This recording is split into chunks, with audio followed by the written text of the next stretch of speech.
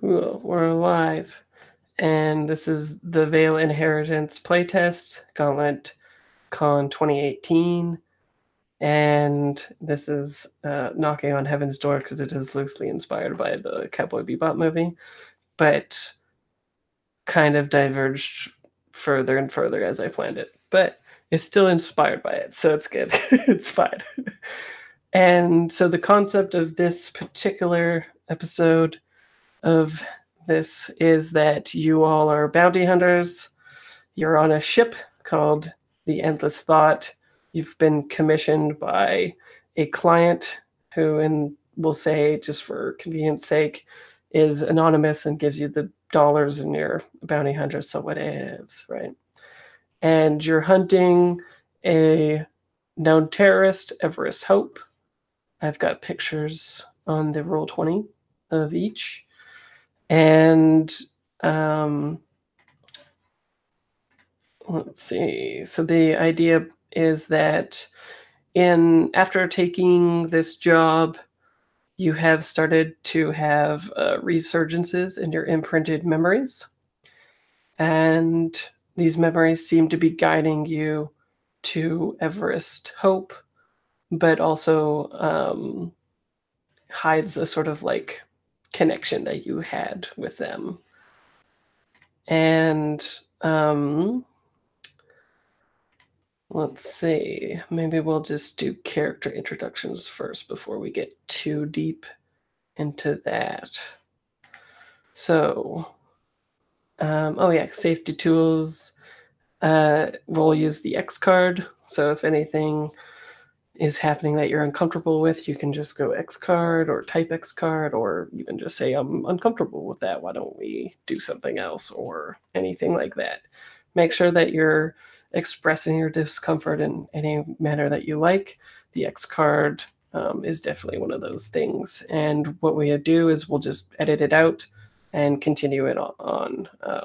We might substitute the thing that you're uncomfortable with something else if it's something that we need in the story, quote unquote need, and otherwise we might just remove it completely. So yeah, our aim is to make characters and do this little one shot.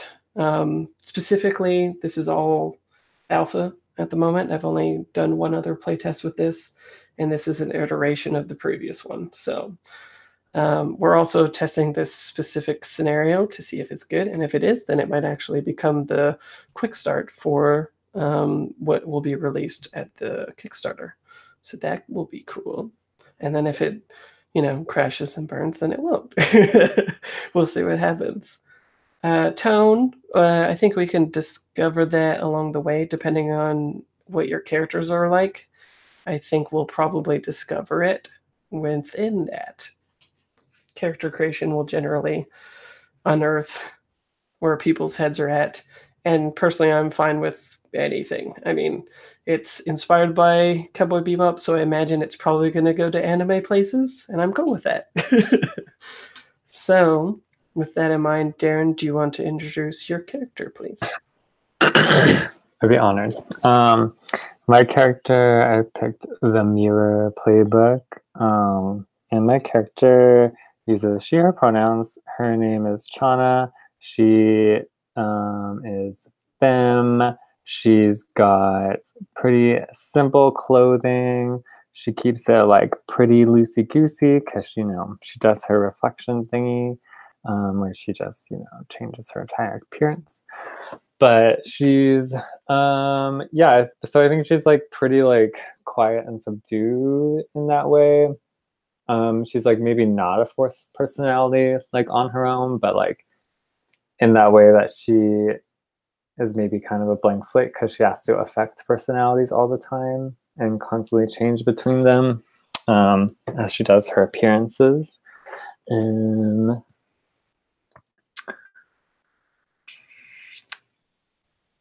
mean, that's it for what she looks like. I think for the amended section, like what she was kind of like genetically coded to do. I decided on one, then I took it away because it might change depending on when we start. But I have a feeling I want to be gearing towards like orienting towards rooting out the truth where lies. Wait, rooting out the truth where lies are, no matter the danger to myself or others. I was thinking like where I was thinking of lies like a verb instead of the noun. So I was like, where lies are, where lies are. I was like, no, where lies are. Okay, that's it. Gotta find them lies. Sure. Cool. What about Jonah?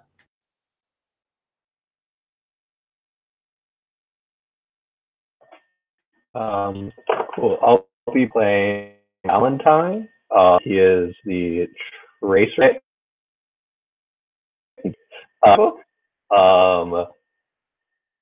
Basically, if you look at the character picture, that totally evoked Bigby from Fables.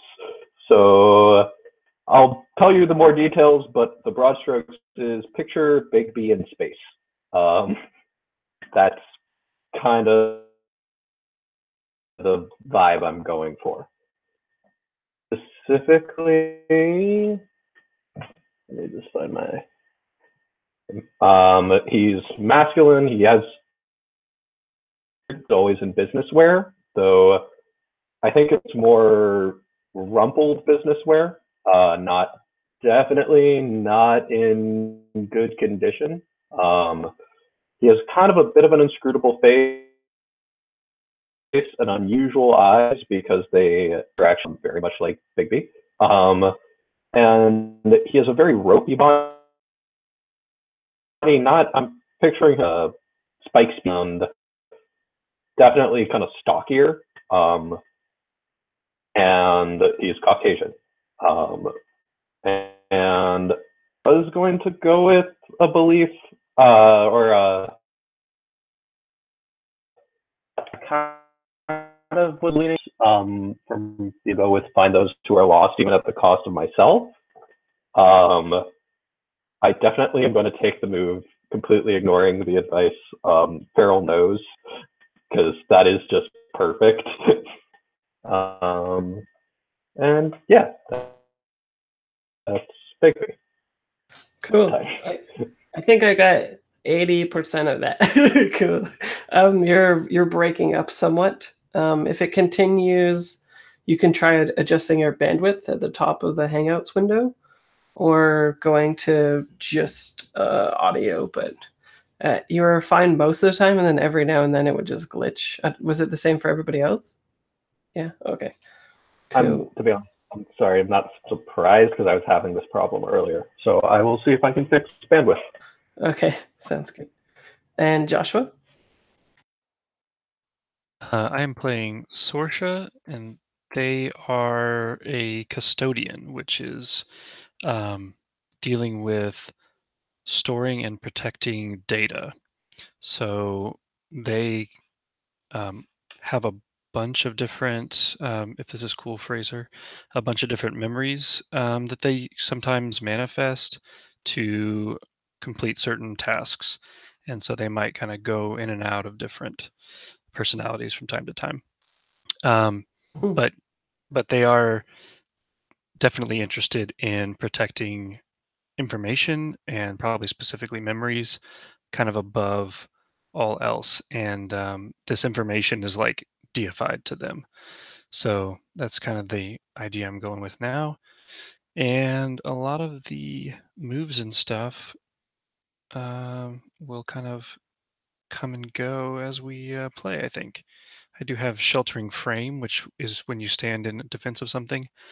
Placing your flesh and blood in the way in order to do so, you may spend your hold obtained through the Neutralize move to redirect attacks or remove harm. So I'll definitely be using that. Cool.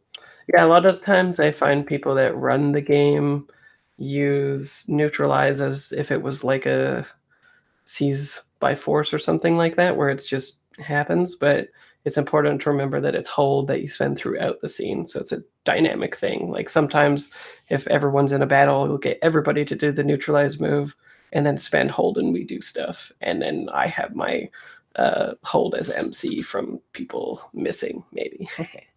But yeah, so it makes it even a little bit more strategic for you, because if you hold some of your hold, then you can do your redirects and defense stuff. So it's kind of like an extra layer for you. Awesome. I'll add that they don't really have a particular look. Like they specifically dress very indiscreet to not throw people off when they do present as different personalities or whatever. Mm. Okay. And did you say if they were femme, masculine, androgynous? Pretty much androgynous. They even keep their face covered, Cool. like all the time. Alrighty. And Leandro. Hi, I'm playing a character named November. She is the Sparrow, which is all about unlocking the mind. You know, she's basically Galaxy Brain, the character, apparently, or at least that playbook. Or if not Galaxy Brain, then the entire meme itself. She is. Okay, I'll just go through. Look, she's female presenting, rebellious, wear, and dynamic eyes. Basically, she's kind of like because her deal is learning things and knowing things. She kind of comes off as this air that she knows a lot of things, like very inscrutable, but at the same time you can tell she's kind of putting it on. So she, I don't know, I'll make sure she won't be that irritating, but she she kind of gets on people's nerves, and she kind of does that on purpose. Also, I didn't plan on this, but the picture I took, she's wearing clothes very similar to the terrorists we're about to apprehend. That's probably that probably has nothing to do with anything. Everyone just likes those big collars, Time Lord fashion. It's the deal. Anyway, I haven't taken a move yet because, well, I did, and then Fraser was like, "Oh, it's probably better to just do it on the play." It's like, then I had second thoughts, and now I'm just gonna do it. I'm just gonna do it so I can and let those second thoughts keep going. But I did pick they amended a genetic impulse, which is treat someone as though they were a thing meant to be understood and examined, and not a person. So that shouldn't be too hard for someone who thinks she's better than most people. Uh, yeah, I think that's One also that ties into your imprinted move, think, speak, right? Yeah. So when you treat people, like whether they see themselves as not, if you see them as an object, then you're able to trigger think, speak. Yeah. Boom. Waited 3 years to make that combo. No big deal. No, I'm just kidding. Cool. Any other stuff that we should know? I think that's it. I will say one of the gear choices was a graviton beam emitter, and I was gonna say, is it the graviton beam emitter, or is it just a graviton beam emitter? I don't know what that is. Okay. Cool. It just sounded cool. I've known many graviton beam emitters in my time. I thought it was like I thought it was a very specific reference to a manga, but never mind. Oh no, I guess they thought of it before me. Whoops. What? I didn't just make up the graviton beam emitter? No. Oh, is it from Blame? Yeah, that's the gun the protagonist Okay, used. so I've seen that, so that might be a thing. It was just in my subconscious, and I was like, I made this thing. I definitely co-opted it. Yeah, Blame exclamation mark. It's a cyberpunk anime, so I definitely have seen it. There's one on Netflix, which is meh. The manga is quite good, though, I would say. Very dark and broody as well. Cool. Okay. So your ship is the Endless Thought. It is pictured right there. And basically, the fiction leading up to this so far is that you got the job, you have been having these weird resurgences of memories, and you have kind of like instinctually gained knowledge as to where Everest Hope might be, but don't know why. And then now I'm going to ask you some questions that tie your imprinted moves, which means there'll be these resurging memories, and we'll try to tie the fiction together with that and see how that works. So for the linker, I want to know, let's see. So you actually didn't have anything to trace Everest Hope with, but at some point in time after you took the job, you had a resurgence, in like a memory resurgence, like I was saying, and you woke up or instinctually had the trace after it. And I want to know what that trace was, and then we can roll with that after. We'll trigger it. So it's kind of like a love letter type thing. So you can think about that. I'll pose the questions to everybody, and then we'll go on a break so you can think about it, because some of them are pretty heavy. And then we'll come back. So you didn't have a trace, then you instinctually or as a dream, however you want it to have happened, you suddenly had one. And this is how you've been able to get to where Everest Hope is. The mirror. Your imprinted memory reveals that your imprint had a close relationship with Everest. What kind of relationship was it, and what did they look like? After your resurgence, you found that you were able to mirror them from memory, whoever this was.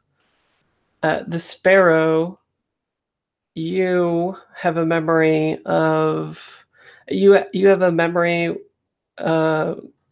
I guess it would be like a point of view type memory where your imprint is looking at Everest Hope on a sort of like skyscraper looking across a sprawled city, and they inject themselves with something that looks like a futuristic medical device, essentially. And then suddenly that device explodes in pieces in their hands. And as the pieces are flying through the air, we get like that sort of like anime slowdown, right? Like sparkles in the air, that kind of thing. And the contents, the fluids or whatever, are spraying everywhere instead of being injected into Everest. When you awoke, you found that you had them were able to rebuild that device, but you weren't sure what the contents were. And I want to know from you what you think the contents might have been. So you recreated this medical injector type of device, but don't have that. Custodian, your memory surface let you do the probe move, instinctively knowing the answers to the questions that you ask. And I want to know, why do you suspect you know these things about Everest once we're done that? So if you want, we could do that now, or we could do that after, because the probe stuff might be something that you could get information from now, and they're all kind of like wishy-washy subjective stuff, so I think that would be helpful. Do you want to do that now? Sure. Cool. And then remember that you have an imprinted move, East, that gives you a bunch more questions for probe. So I get all the normal questions and the bonus questions. Mm-hmm. So how are you feeling about this resurgence in the memory? Probably uncomfortable. Yeah, you're not into it? Weird. You're a weird custodian. Ooh, new info. Maybe I should be excited. Yeah. So are you rolling with scared? Yes, I was looking for a good mark for that. I think scared is perfect. Cool. And you said not to fill in the emotions yet with numbers, so we're just gonna roll with 0. Oh, sure. Well, you could put them in now if you have an idea of where on the spectrum you want scared, but it's up to you.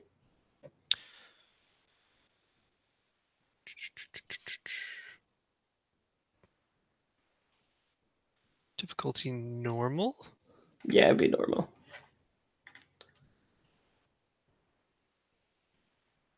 That's a lot.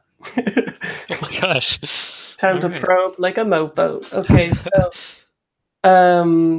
if you've got the reference sheet open in the Google Docs, the Yes. probe move is the second one down, and then you also have the questions on your playbook. If you want, maybe I'll just copy and paste the questions from your playbook so you don't have to look at multiple places. Yeah, I'm gonna go ahead and add them to my character sheet. Oh yeah, that would be good. Sounds good. Okay. Are you telling the truth? What are you really feeling? Are these questions that we'll get from Everest to answer, essentially? Yeah, so you can pose these to me, and you'll sort of instinctually have known these things through the resurgence in your memory.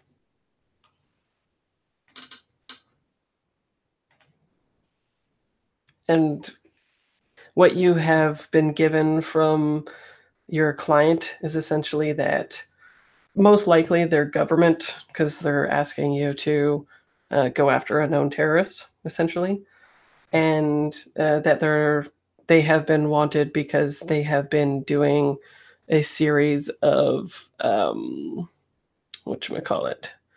The terrorist acts are like blowing up corporations, essentially. Okay. So people don't like that. I gotcha. Yeah. So first I want to know, what do you wish you could tell someone? Oh, that's a good one. That she's innocent. Bah. Mic drop. I gotta write these down. Yeah. So you have two more.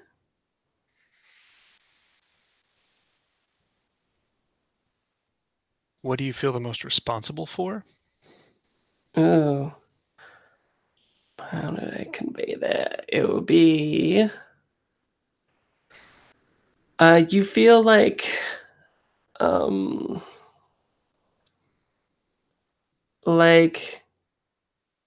a sort of like love of like a mother for all imprints, basically.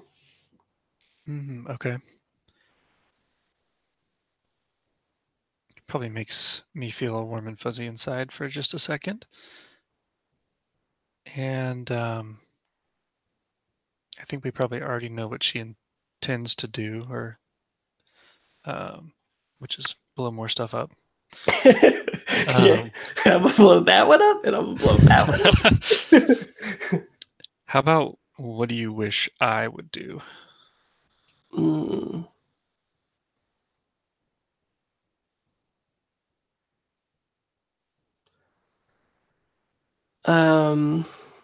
I don't know how it would essentially play out, but reject your imprintness, like your genetic compulsion. Mm. Gotcha. Mm-hmm. So now that we have so many answers, um, the other things we could trigger the link move as well, but maybe it'd be better to go on a break so everybody can think about stuff and then come back. How are people feeling?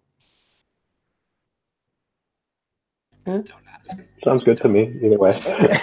Okay, well, let's come back at 05 and then we'll continue with this. Okay, cool.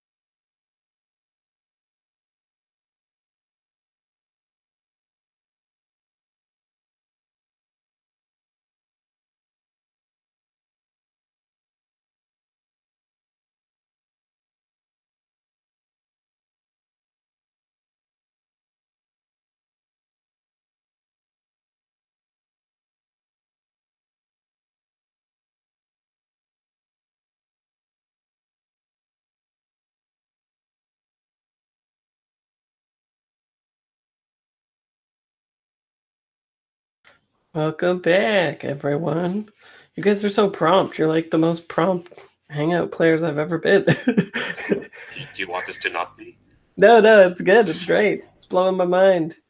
Every time I'm like, let's come back at a certain time. People are like, coming back 3 minutes late and stuff. Not that it's a big deal, but yeah, it's all good. It's all great. So, do people have answers to questions? I do. Cool. Do you want to hear it? Yes, please. So you asked me who was this person who knew Everest and what did they look like, right? And like, what kind of relationship was it and stuff? Oh, what kind of relationship? That's right. I forgot about answering what they did because I was spending a lot of time imagining Everest and Enrique Iglesias being ex-lovers. So it looks like Enrique Iglesias. So this like 40s Spanish man, tanned, black hair, upsettingly handsome, who had some sort of like past romantic, intimate relationship with Everest.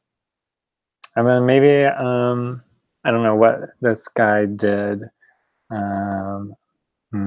Wait, do I know that? Or do I just know what he looked like, how they felt to each other? Yeah, let's leave that undefined. But they're lovers, you said?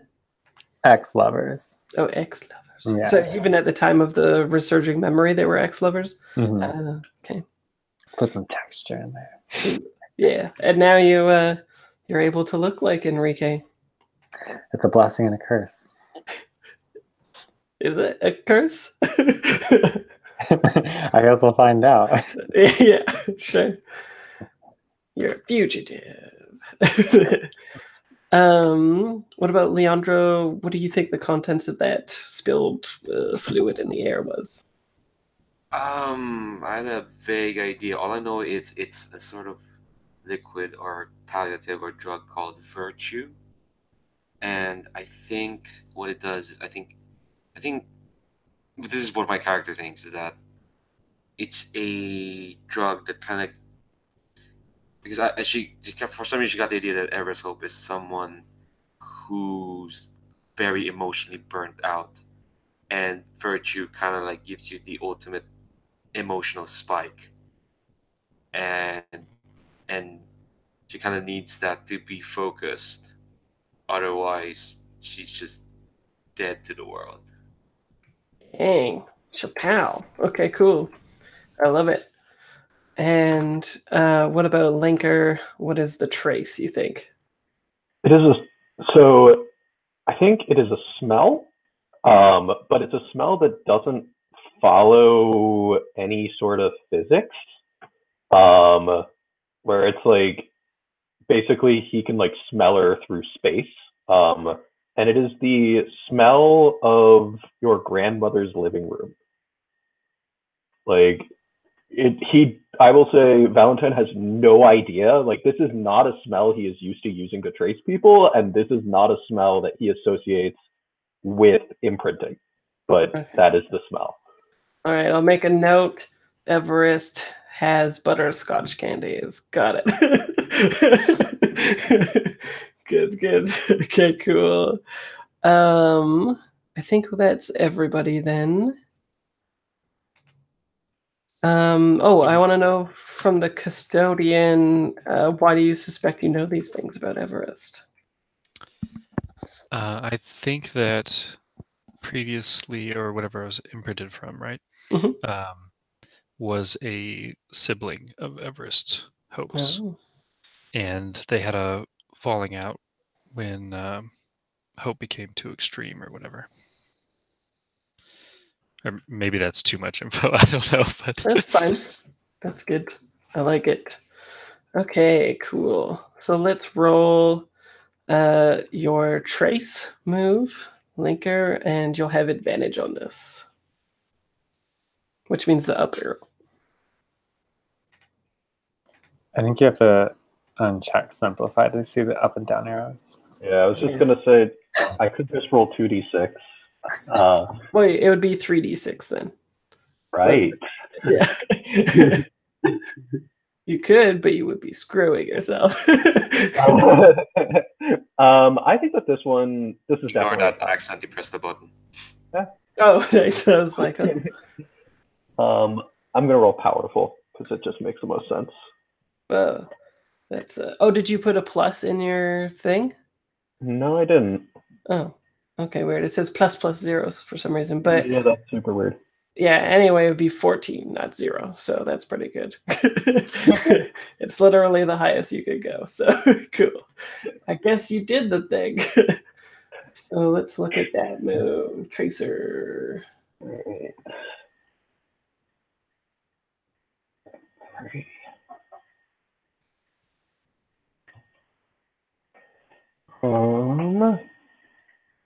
So I have to take. I'm definitely taking discerning the next step in the path. Sure. Fair enough.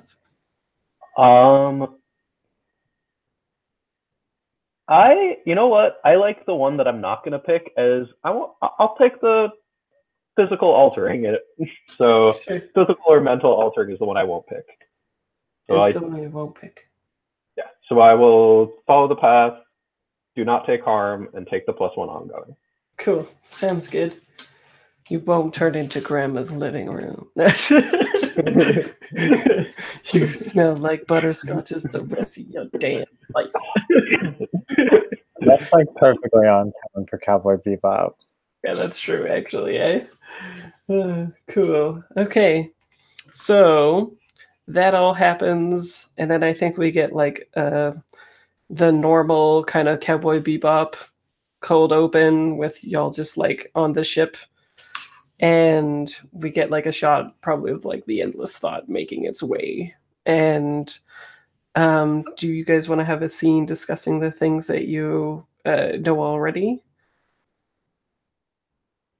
on the ship? As long as it can be while I'm cooking.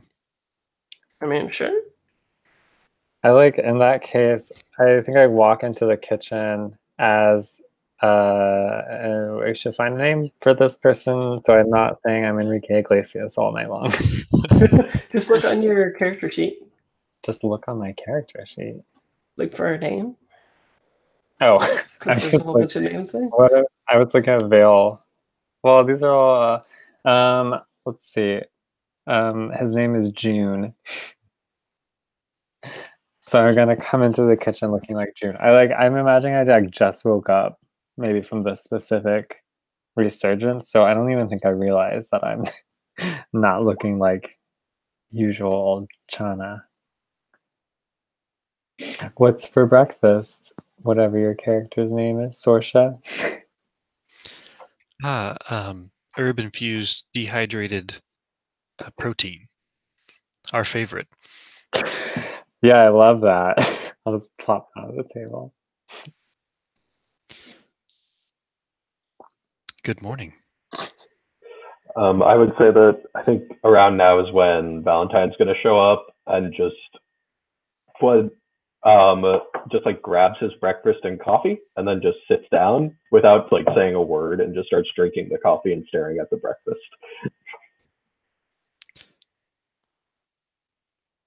My mom. So how about those dreams, you guys?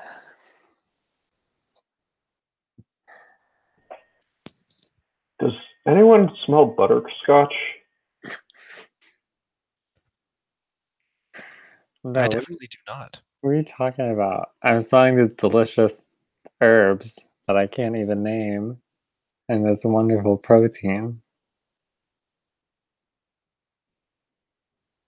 I can't tell if you're being sarcastic or not this time. I'm just happy to eat. I think I walk in this time and it's like, hello gang, hello everyone. Sasha, give me some of that wonderful protein right there. I've definitely made enough for everyone, and they're in very nice, fancy bowls that we probably picked up earlier in the in our time together. This was important. I think my bowl just starts. Can my bowl be like a one of those like souvenir McDonald's or like Burger King style bowls. Yeah, it probably has like a cartoon wolf on it or something. Absolutely. I think mine is mirrored, so I can look into it and realize I don't look like myself. I'm like, really, you guys? No one was gonna say anything, and probably see it like filter back, whatever that looks like. Probably, like I always think of shape-shifting like Mystique from X-Men, so that's what we're going with. You know we accept you for who you are, June. I don't even know who that guy was, though. Well, we're kind of used to that anyway. I guess, yeah, I guess you don't know who anyone is. It's something like, wait, Fraser, do we know that we're going after Everest Hope? I guess so, right? Because we're. Yeah. I'm thinking that this scene would probably be like you're already set the course based on the trace, headed there, and you're just sort of like chatting and stuff as you're flying to get there. Okay. Yeah, then I'm gonna just tell you about the memory. I'm like, yeah, something about it. I don't know who this guy was, but it felt like very nostalgic about whoever Everest Hope is. Seemed kind of sexy to me, actually. I guess I'll start eating. So I guess we all had some kind of memory or resurgence, and that seems a bit of a coincidence. Yes, it's a very incredible coincidence. It's not just spill. And she refills the protein. November, don't get it on me. You're What imagining things, China. you all had memories too? I just got this new dude in my head. What do you all have? Butterscotch. Oh, I see. Wait, yep. I hear that. It's like, you have butterscotch now. No, it's like I woke up smelling it, and it just won't go away. Butterscotch flavoring is not in our inventory at the moment. My apologies. I don't want butterscotch.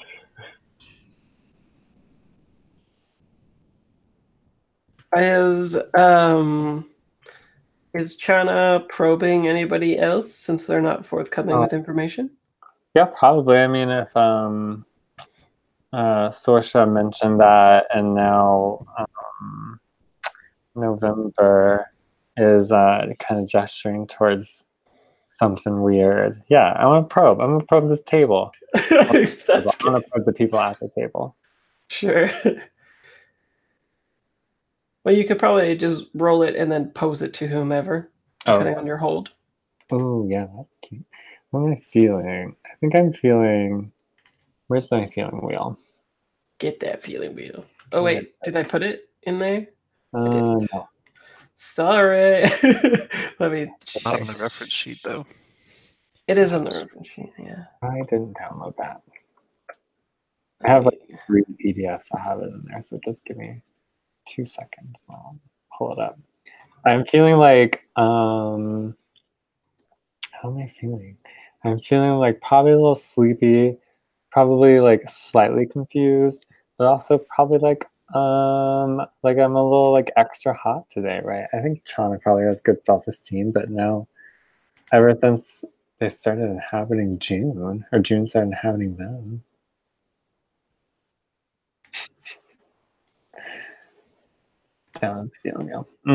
So, worthwhile. I like that. Valuable, satisfied, appreciated. I'm feeling powerful. Do I often feel powerful? But that's the cue now. Yeah, I'm gonna give myself a 1 on powerful. 9. 9. What is that? It's 1. 1 hold, yeah. Okay.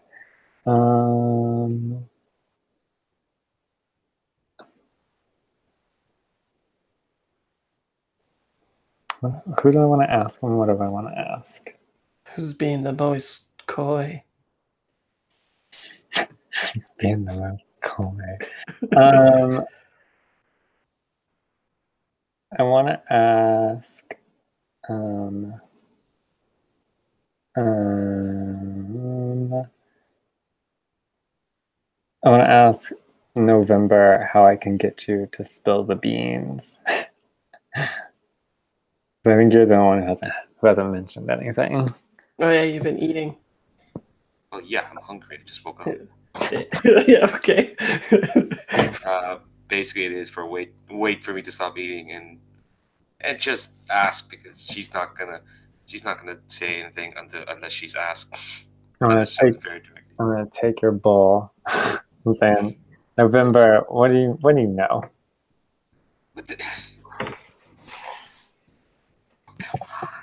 What we can't have a nice breakfast for getting into business. I mean, breakfast is a very important part of the day, you know. Are you like holding it away from November? Like November is like.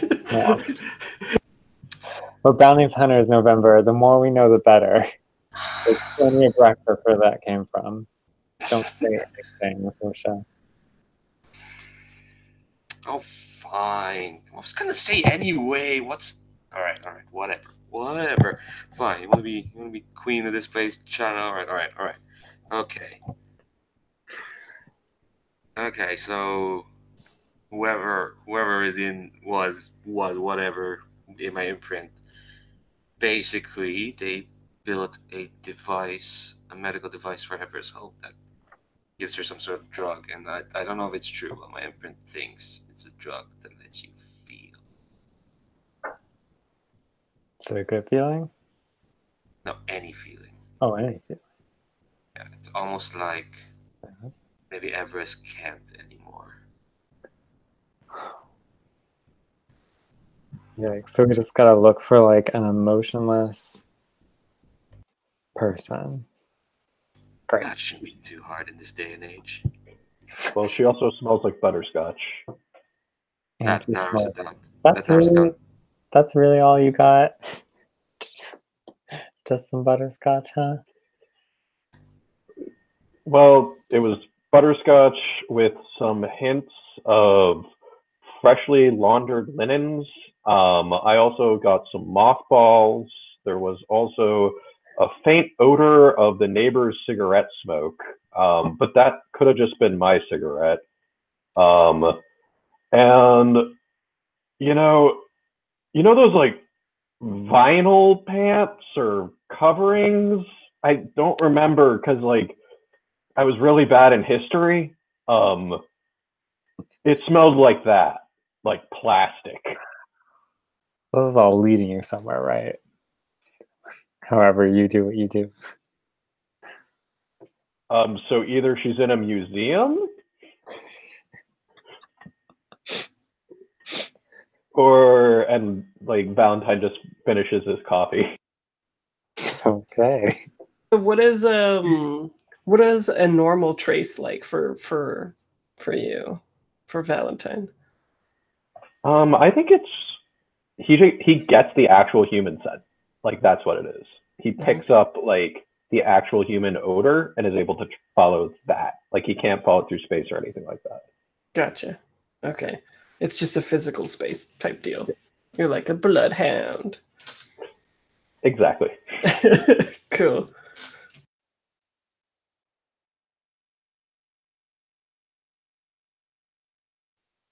I feel loved, like a motherly love. So it's a bit strange. I was just gonna say the breakfast was good. That's Okay, very really kind, good. but I meant in my resurgence. You got a lot of people tucked away up there, don't you? Yes, true. But this felt different. It was related to Everest, certainly. There was love. There was innocence, and a desire for me to be my own person.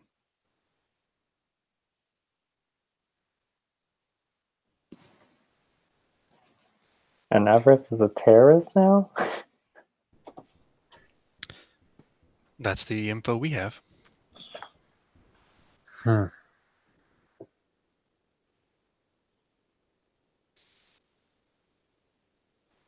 Well, I'm gonna take empty plates, and Valentine will just gather up any of the empty plates and bring them into the kitchen. Thanks, Valentine. Yeah. Yeah. Are people good with that scene? Yeah. Maybe that's a good time for when like the light or something goes on, saying you're like approaching destination or something like that, right? And then we get like a shot outside of the ship, like behind it, and seeing where you're navigating to. And there's like a whole bunch of asteroids is where you're piloting through. It's not like a how would I describe it? Like a field that is you're in danger from, right? Like the ship's like, I can get through this fine. It's not like, Star Wars or some shit. We're fine. But at first it looks like you're not really going to a specific destination. And of course the whatchamacallit, the smells of grandmother intensify, I guess, right? As you are. And just as it seems like you're maybe about to just like crest right through this asteroid field, instead you see like a asteroid that has been kind of like dug inward. So if you think of like a whole asteroid, think of it as like the moon, like it's been hollowed out on the side there. And on the side is like a small little colony. And it is called Tether. And I have a picture for you of what it kind of looks like. I kind of found something on Pinterest, but you have to remember that this is like an asteroid. Not the moon, it's like an asteroid. I just mean the moon as in like it's a whole round shape. I don't know. Let me see if I can even get it in Roll20 actually.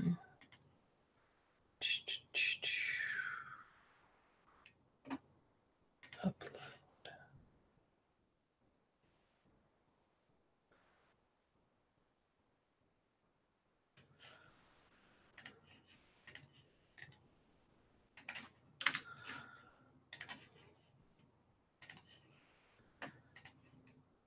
Sometimes I would Roll20 would be a little bit easier, just a little more user friendly. But that's cool. Okay, so here it is.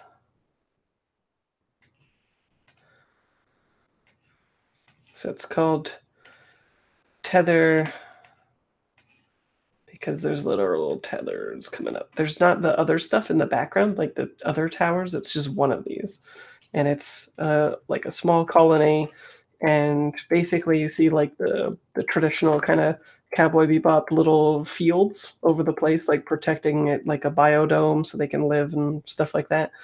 And at the part of the top of this weird thing sticking up, just before where there's that kind of like break right before the rings in the building, that's where the biome shield goes over, and then there's like a little space elevator from one thing to the end. But the structure kind of looks the same. It looks like a weird technological structure that doesn't look like business would be conducted here, and doesn't look like a weapon or anything like that. It's not like a gun or something, at least as far as you know. But yeah, it would be a weird looking gun, I guess. And there's the rings circling around it. Oh, let me screen share so if anybody's watching this, they aren't like, what? Here it is, people. So there you go. And stop. There we go. So, yeah, it's a small colony. What else do you see at a glance?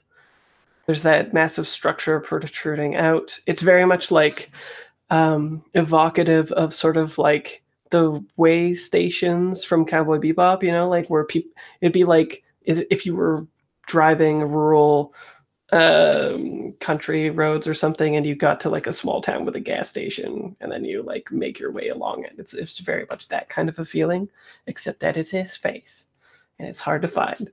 on an asteroid. Let's see.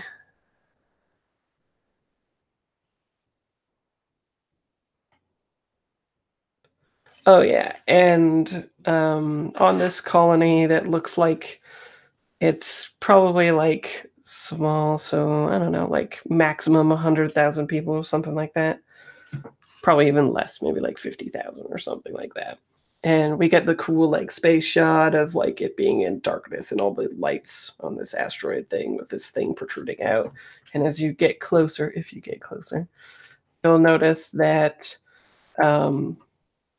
where people land to refuel and stuff, there's a huge kind of Megatron screen, kind of like when you go to hockey games and football games and stuff like that. And it's just like completely massive, and it's showing different advertisements and stuff like that as people are refueling, kind of signaling that this colony is probably like owned by a core or something like that, or a corporation. I don't know what a core is. So what are people's thoughts, feelings, hopes, dreams about this? Are we just getting gas, or is this like, is this it? Oh, this seems like the destination. I should have said that. I feel like Valentine is piloting the ship, if that's cool with everyone else, because it also makes the most sense. Where like usually he just follows his nose, so he just takes it in and it's just like 100% like knows that this is it and is like all about business. Okay, so roll taking a risk because you're a shitty pilot. No, I'm just kidding. That's fine. Cool. I drop all my gear. Let's see. Yes, I believe that's all the information that would be forthcoming until you land and all that stuffs. So cool. I also want to know from y'all, taking in what I've just said about what the feel is and all the other different things. What else do you see here as you're like landing that is like cyberpunky Cowboy Bebop type stuff? Very like, think slice of life, but like in the future type deal, right? What else do we see as y'all? Are you landing? I guess I should ask that. No, we're moving on to the next place. Yeah, you're all like, you describe all that, and they're like, no. We're Yeah. giving up on our first hope. You guys are like suspicious. Cool. I think we've been bounty hunters together for a while, right, guys?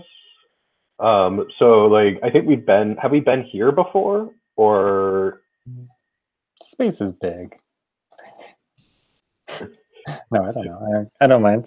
I think I was just wondering because like I was just thinking maybe Valentine knows like the tower operator, and like that's like the Cowboy Bebop moment for Valentine as we come in. It's just like, how's it going, Steve? Long time no see. Your place here? And like just catching up with this guy about like, oh, you know, like as he's like doing like all the mechanical stuff of like powering down things and making sure the ship is coming in, and like just casually chatting with this guy because maybe he had to trace him, maybe he used him to trace someone, but I think that he would know dock people. Cool. Cool. So if you know people here, then you also know that there is a place that a lot of people go to here literally called Waypoint. And I stole the Waypoint logo. That's what it looks like. The green with the filament. Except it's like a tube that fills it in as it goes. And then it stops and then goes back again. Kind of like the old Coca-Cola filament tube type stuff. And it's sort of like a massive market. Think like mega structure that is almost as tall as like the megas. Whatchamacallit, like the Jumbotron thing hanging down there. And it has like temporary housing for people that are staying here and working. And it has like markets, and at the uppermost, it has like entertainment and stuff like clubs and stuff like that. It's like the one-stop place. It's basically like you either live in a house or you can go to Waypoint. That kind of thing. Or I guess you can work the docks. But yeah, stuff like that. I think there might even be a move or something like that I put in there. Something about like a Wayfarer move. I don't know if the linker has it though.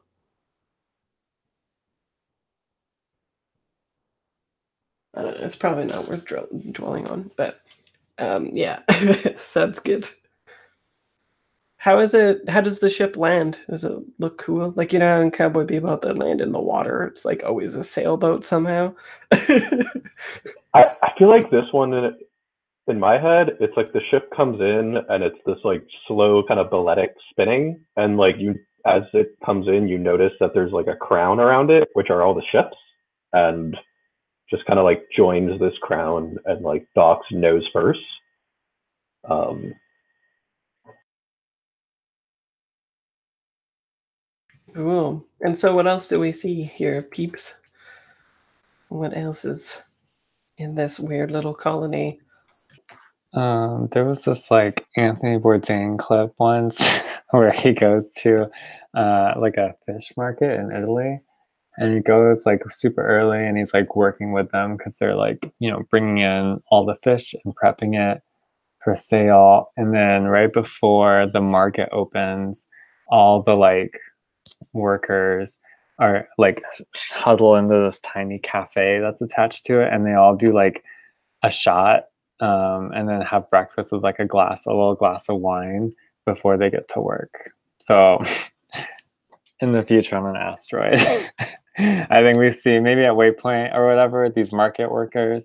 I think if we docked like super early in the morning, there would be, it's like always going, right? But we would see all the prep work of like whatever product they're selling. And then there's like kind of a hush that falls over it because all these workers are like shoved in and they're taking like a shot of like whatever vodka alternative there is in this far-reaching universe, and like having a quick breakfast. And then there's maybe like a siren or something, like a bell that sounds the start of like the day.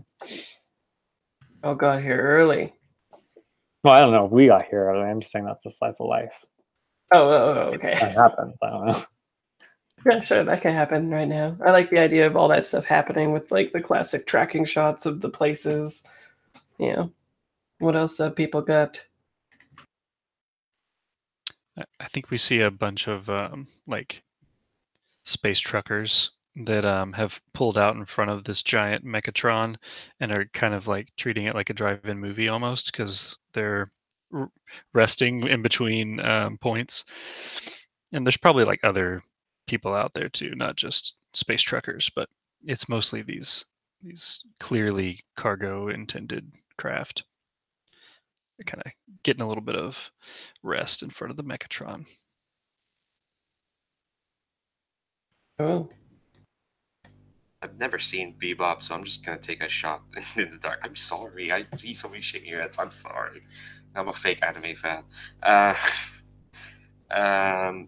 there's a lot of kids for some reason.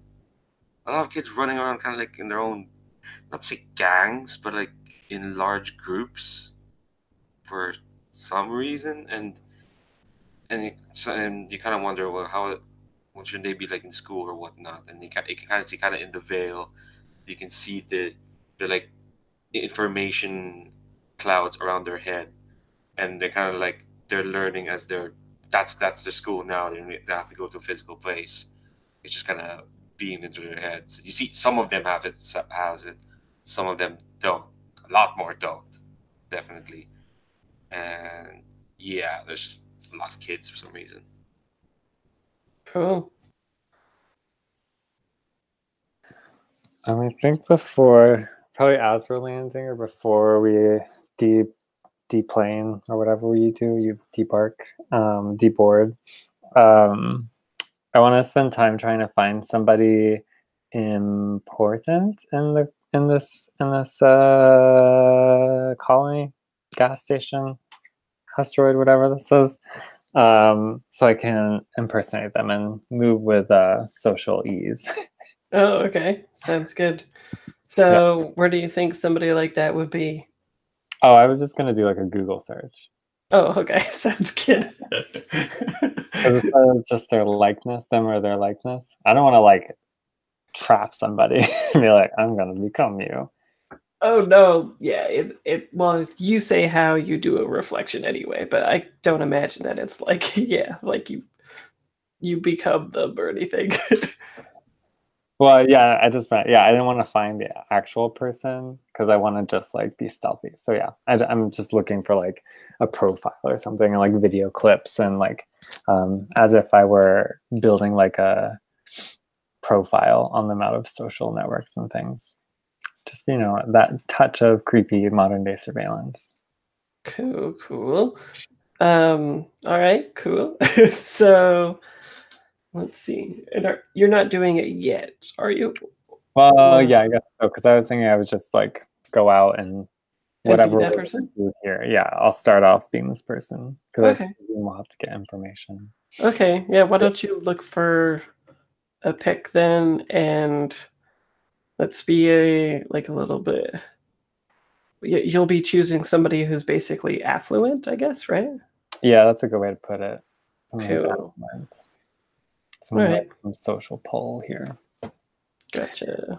So how am I feeling about this? I'm feeling peaceful, right? Because like this is it. This is our job. We're just doing it. Doing it. And Sometimes you just got to give 110%. I'm a 2 and peaceful because that's my jam. Cool. I got a 7. It's barely my jam. Yeah. Well, it still happens. Yeah. Choose 2. Yeah. Oh, wait, take on their enhancements? I don't need those. I'll become them entirely, passing even through basic security checks, and I will not be physically or mentally harmed. Sounds good. Sounds Yeah. legit. I'll look Cool. for a photo and like link it and stuff. Sure. Okay. What else did everybody add something to this? I can't remember. Anybody else got some stuffs? No? So I know the scene that I want to cut to with Valentine. If anyone Sure. else wants to be there, just meeting with the guy who talked to from the radio. I think, because why introduce a character unless I'm gonna actually talk to them? Sure. So Do you want to do the link move then? if I weren't muted, I would say absolutely. Sounds good. So how do you feel about Steve, I guess? I think he feels pretty peaceful about Yeah. it. This is what he does. Like, yeah.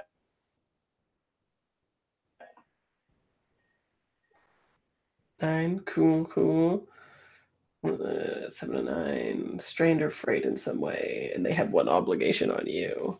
So interesting. So last time you came through here, I think like you get up to the pleasantries. What is it like? Do you join him for like a drink on the somewhere, or is it kind of like like Lando Calrissian? You come out of the plane, and he's like acting all mean, but he's like, "How are you, buddy?" That kind of thing, or what? I think it's actually exactly the description that Darren gave. The one with like the morning drink. So like just like one of those. It's the exact same setup. It might even, if it's like Bebop, be like the same shot, reusing the same like footage, and then it's just like that's the establishing shot, and they're just like over to the side. Cool. Yeah, I like that. Cool. So I think you get to pleasantries, or what does Steve look like, actually? Introduce them by name, outlook, and look. Do you know what Steve might look like in your head? Got a picture of Steve? Okay, who he looks like. It's an actor I have in mind. The guy, I want to say William H. Macy in Fargo. I think he was in it. It's the Fargo. So this kind of like, yeah, he looks like this very kind of like middle class, like middle management, middle America guy with way less hair than that William H. Macy. And And he usually has, I think, like a kind of, he has a smile, but it's never clear if it's like genuine. Nice. Okay. I'm still looking for William H. Macy. William H. Macy. Where are you at, buddy? You're like, do you not remember what he looks like? Do you not know? Try that. No. Oh, there it is. Okay. Hold on, It's I like, found oh, that's the guy? Okay. I remember him. Yeah, cool. Sounds good. Oh, more pictures. Yeah, okay. Gotcha. Yeah, he's always kind of like the pushover guy, right? Cool. And sorry, what did you say the outlook was?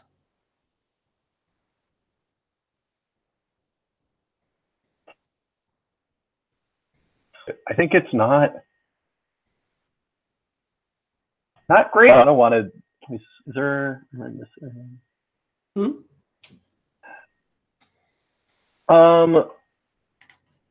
So what would his? I actually don't know what his outlook would be. Okay.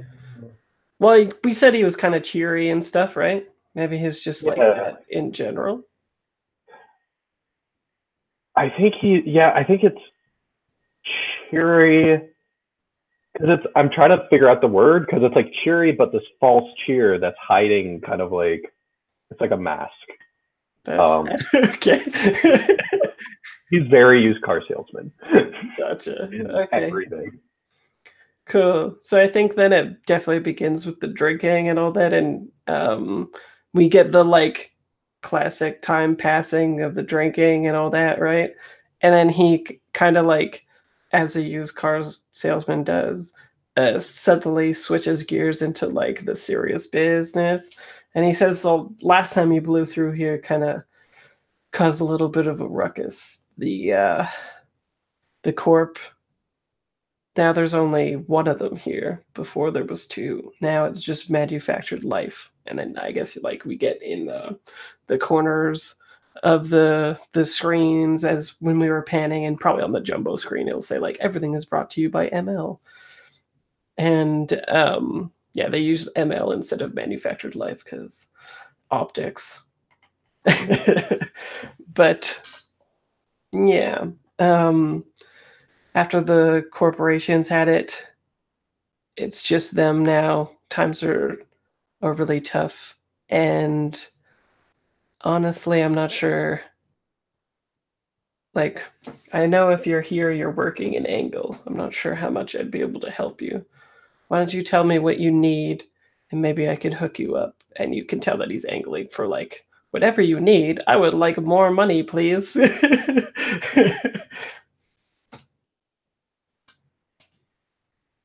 Do we have, like, I'm just trying to think, do we start with any money I could have like give him, or do I have to do something else? Nah, I don't care about that. Maybe in like a campaign or something, but I would say that, yeah, people just because I feel like Valentine totally try to fix this problem by just giving him what he wants. Nice. He would just give money, and without even. I think it would be a little more suave than that, where he would, I think, order drinks, and like the next round he would just like slip him the money with his drink. Nice.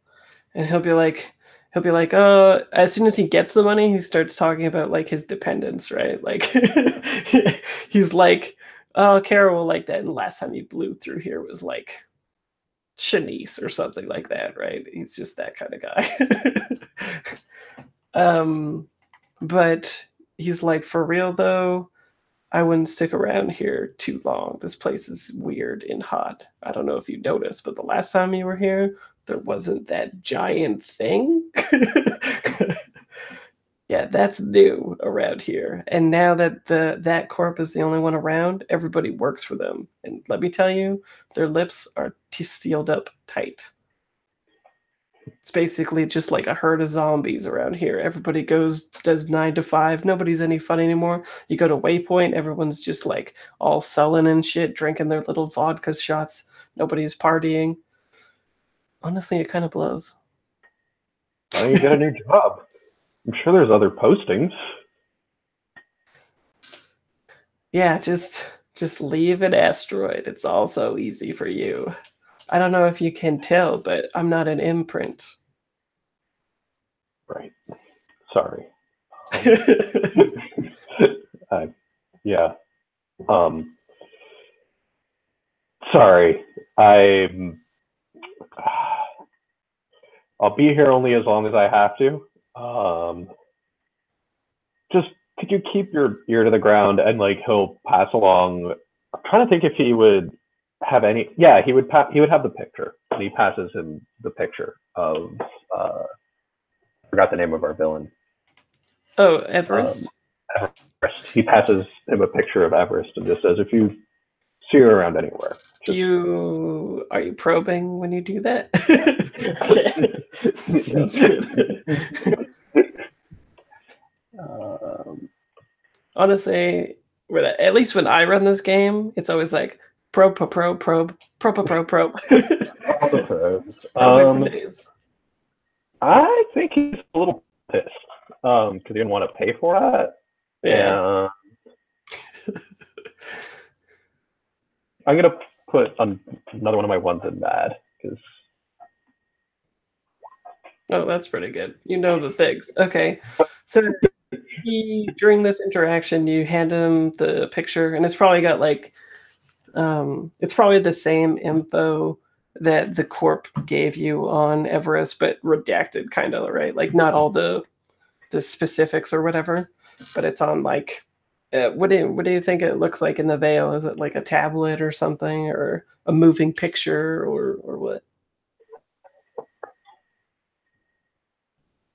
It's an e-ink I flop. think it's like a moving picture. It's a 3.5-inch floppy disk that is ink. And no, I think it's like he holds his hand out and like the face reconstruction the veil, so it's like this like 3D hologram of the face. Cool. Okay. And he says he like looks up into whatever way and says, yeah, I'll keep an eye out. And then what do you want to use your hope for? Yeah. First off, is he telling the truth? He's not telling the truth. I know that. Yeah. He went up to the right. That's the lying one, right? Right. He did the lying one.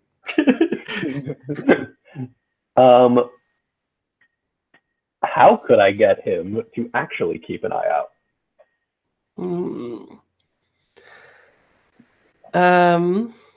Maybe you have some dirt on him from before, right? Like, I think whatever massive thing happened before that caused the blowout between the two corps, they obviously haven't connected him to it.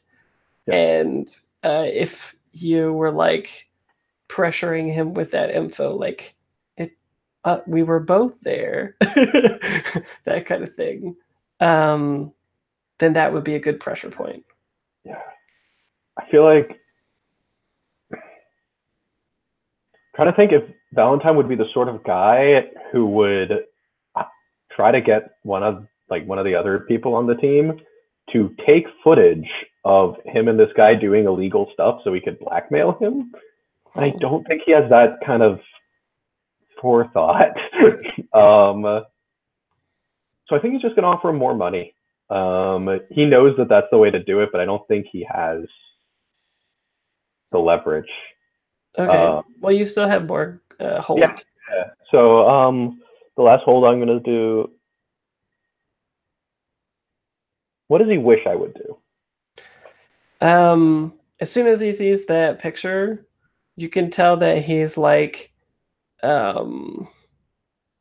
scared for you, basically. Like he's like. Actually, after you call him, do you call him on it or anything? Yeah, he's definitely like this.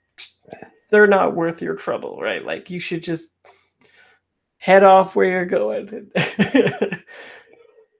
I don't have that choice. I can give you.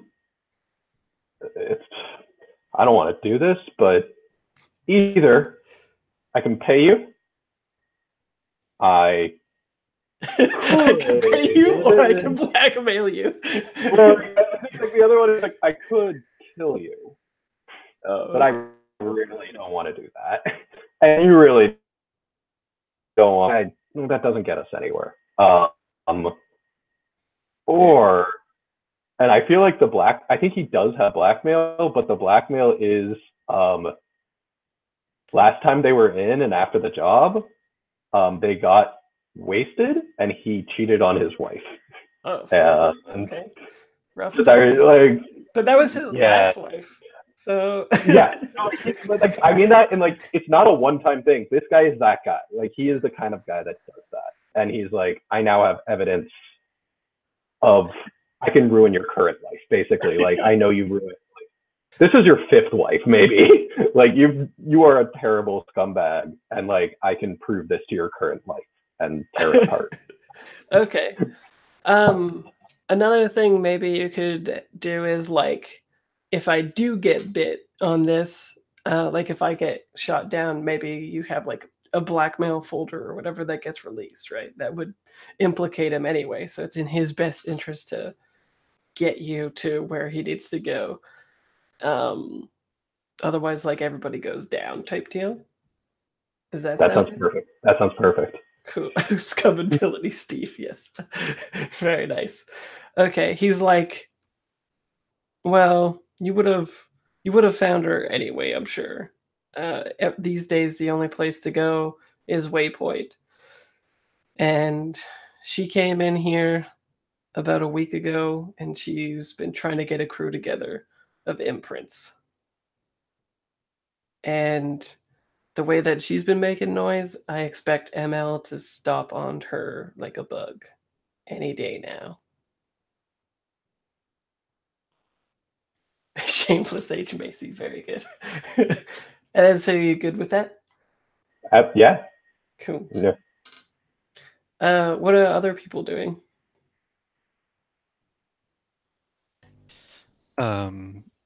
November, you mentioned some kind of medical concoction. Mm-hmm. Yeah, I was gonna ask if any of you want to come with me and find, I don't know, some drug dealers who might be selling this thing. Or maybe the medical device is probably easier to get. Yes, I was thinking the same thing. Let's do that. You want to come with me? And she holds out an arm. Yes, I do. Okay. I guess we're going to Waypoint. Sounds good. Okay. And then let's check in with Chana. What is your plan? Y'all want drugs too, or no? Well, yeah, I think I'm gonna go solo just for now.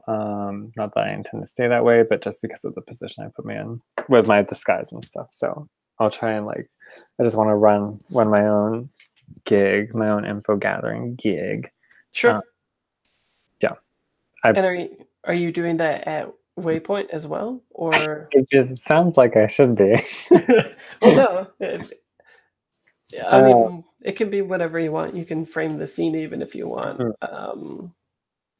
You know, it can. I'm very much willing to afford you some fictional positioning if you have another idea of what would be cool in the colony and where to go and stuff like that. I mean, maybe there's like I don't know, somewhere administrative is maybe a little too boring, but so maybe what's a way to make this interesting? Maybe in this Cowboy Bebop world, there's a way that like you know how library systems will ship books to different branches, and then there's also like interlibrary loans where you can get books from like literally any library in the world. So maybe there's like an interlibrary loan way station on this line. I want to go talk to people who know things, librarians, information technicians. Sounds good. That's awesome. Find shit out. So what does this place look like? Oh, it's a lot of pneumatic tubes for a while. Okay. Books just flying everywhere. But I think it's like maybe like one dock over or whatever, and they probably have their own like section of the port, right? Because it's like they're not. Some of the stuff is probably running on freighters if it's going like a long distance, but they probably also have their own like little shuttles, so they got their own little spot. But I think it's like, oh god, it's actually probably really dreary and boring. Maybe that's a bad idea.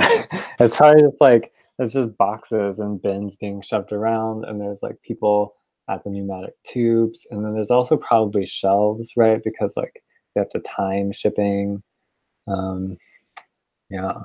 And is it like a nice building, or like clearly they have like no funding or whatever, or like what kind of vibe do we get from this structure? We're gonna roll a 1d6 and let the dice tell us if they have any money in Okay. the future. A They little bit better than average. Yeah, I think the calling doesn't support them, but there is like a lot of money because the system supported, like there's benevolent governments out there or whatever, so they get by, but it's not like glamorous. Right, right. Probably better than working at like the giant technological structure thing anyway. Yeah, those darn technological structures. Yeah, exactly.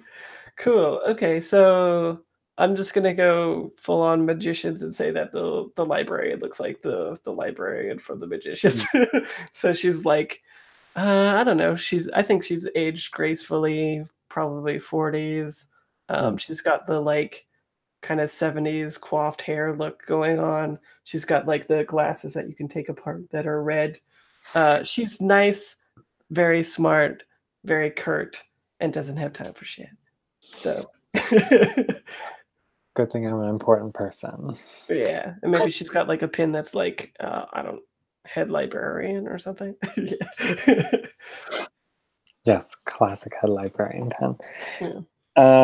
I mean, yeah, what's it look like? I'd probably walk in full confidence, right? Because if I'm affluent and known in this town, then I can probably move as I can.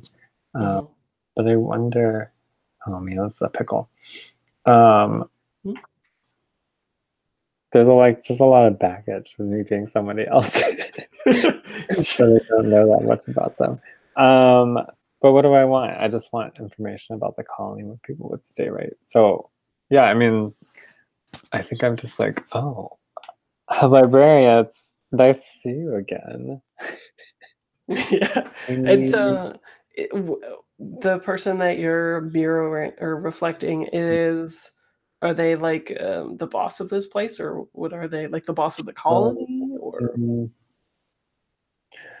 Yeah, let's pin it to, oh, maybe I'm like the owner, like the property owner. Oh, okay. The library is like renting the space from me. So it's like physically. Smart. Nice. Yeah. So I think she's like gives you super fake smile, right? And she's like, "Welcome back. We always like your visits and your inspections and the stuff that you say to us to our face. What's up?" I'm gonna run a finger along some like edge, some like bookshelf edge or something, and like the dust, you know. And I'm like, yeah. Well, I just need some information. I'm looking at some new properties around the city. I was hoping I could pick your mind about some people, some places, you know. You know, sure. I think we get some space tea, whatever that's supposed to look like. Oh, I know what it looks like. So I think they bring you the cups, and then you. Oh yeah, they already did that in Bebop. I thought I was inventing something, but I wasn't. But they're the cups, and there's like a little thing that you pull out, and it superheats it for a few seconds, and then you can drink it after a little bit. They did that with the ramen, and I was so envious. But anyway, this is tea instead. Okay. Yeah, and she has a London fog. Naturally. Yeah. She seems like that kind of binge. Yeah,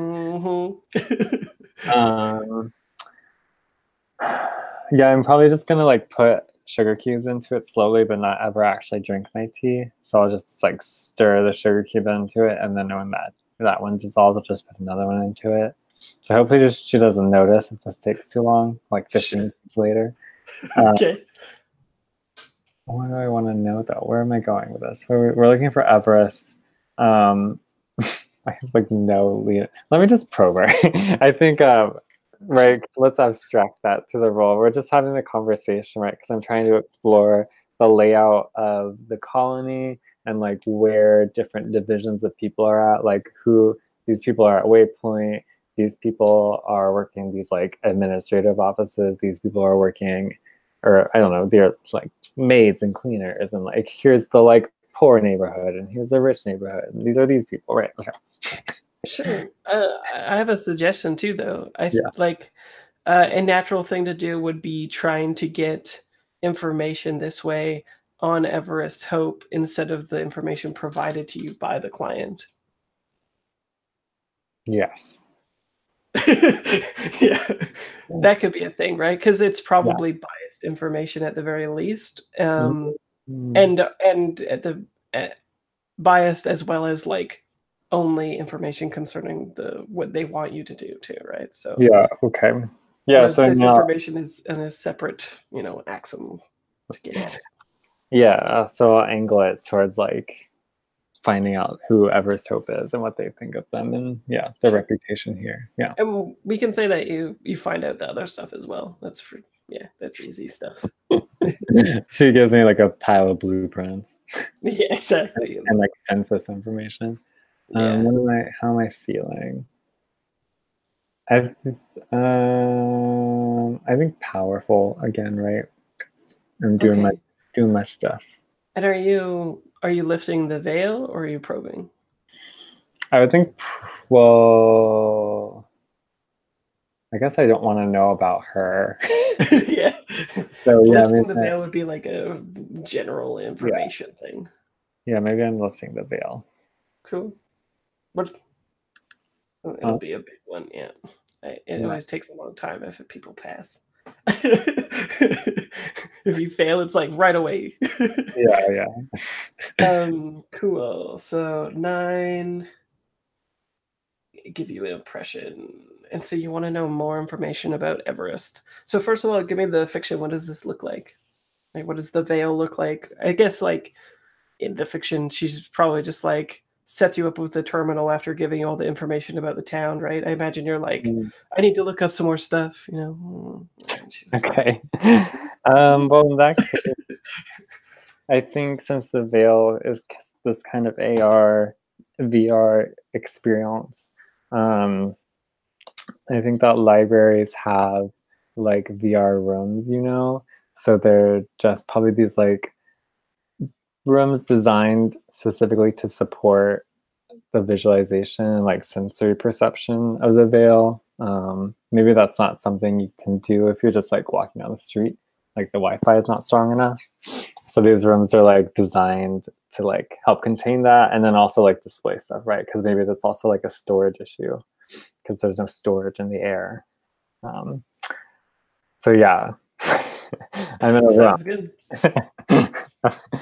And so what specifically do you want to know about Everest Hope? I don't know. What do we need to know at the beginning of all of this that's helpful? What big impression can you get? I guess like, okay, so November, wait, no, Valentine.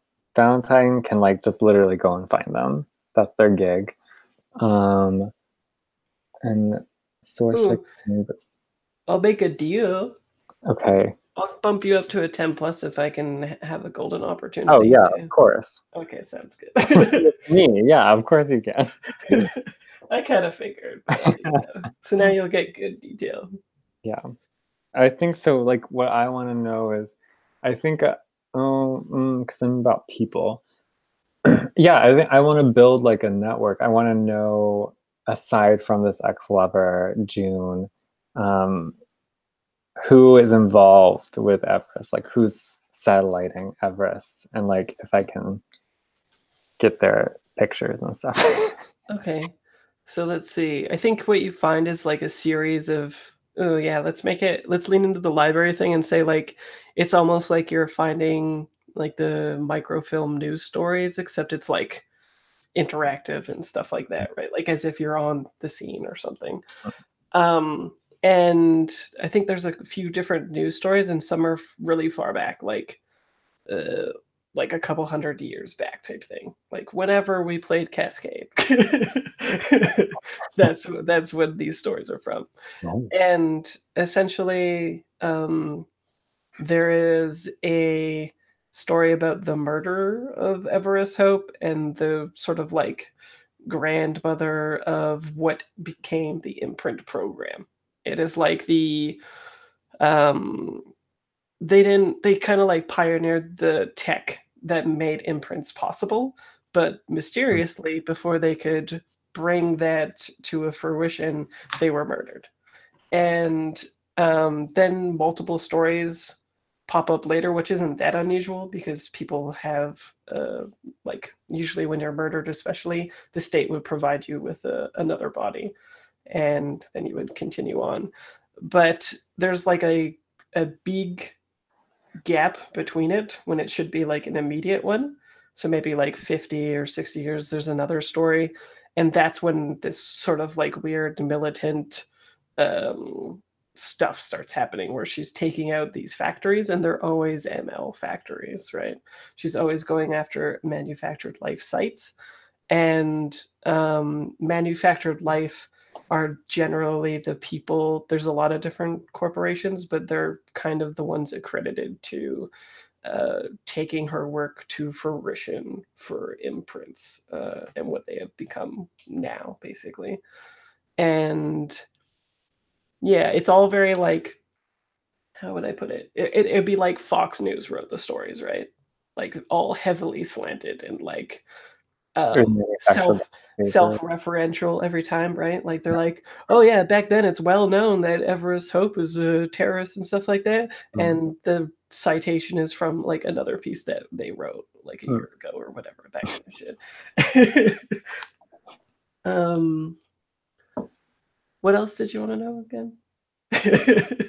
I don't need to know it, I guess, but I think my like tactical goal for the player would be to like develop a social network and to know the people around her and like maybe gather up those social profiles so I can mimic them. But like I don't need a laundry list of people. I think I'm fine with abstracting that too.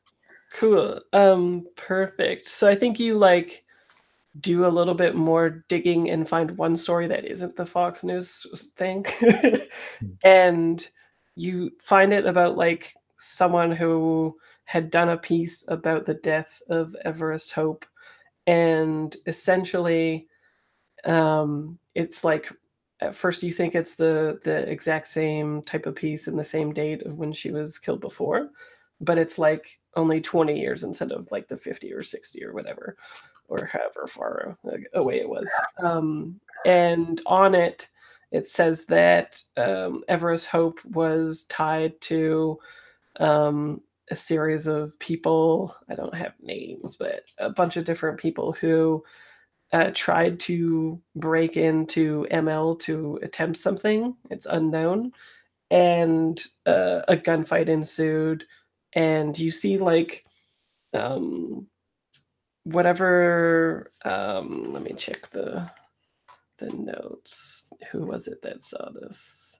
The Sparrow saw Everest on the white structure, the skyscraper where the sprawl was there. It's like an exact photo of that. It's like as if the point of view was taken from that. And then after that, the Fox News starts happening, and she's like a terrorist and bombing ML and all that kind of stuff.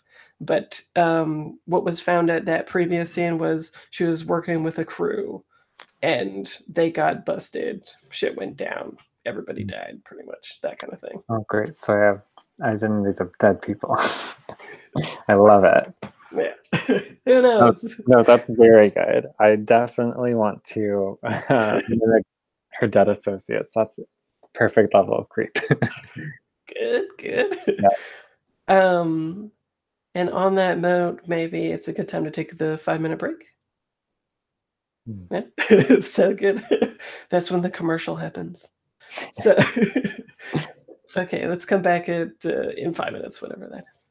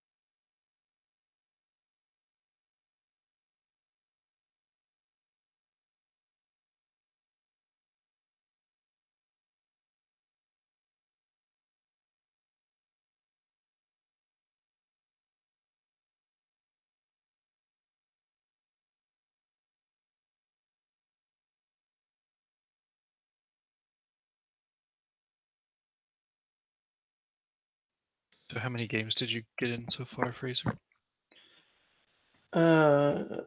6, I think. So not too bad. It was like 3 on Friday, 2 yesterday, and 2 today. This is So only my 7. third. I feel like a lightweight. Oh, yeah. You're just a little bitty RPG player. Exactly. What did you Yeah, play? no, go on. I can't interrupt that. Sorry, go on, Josh. Oh, what was the question? I'm sorry.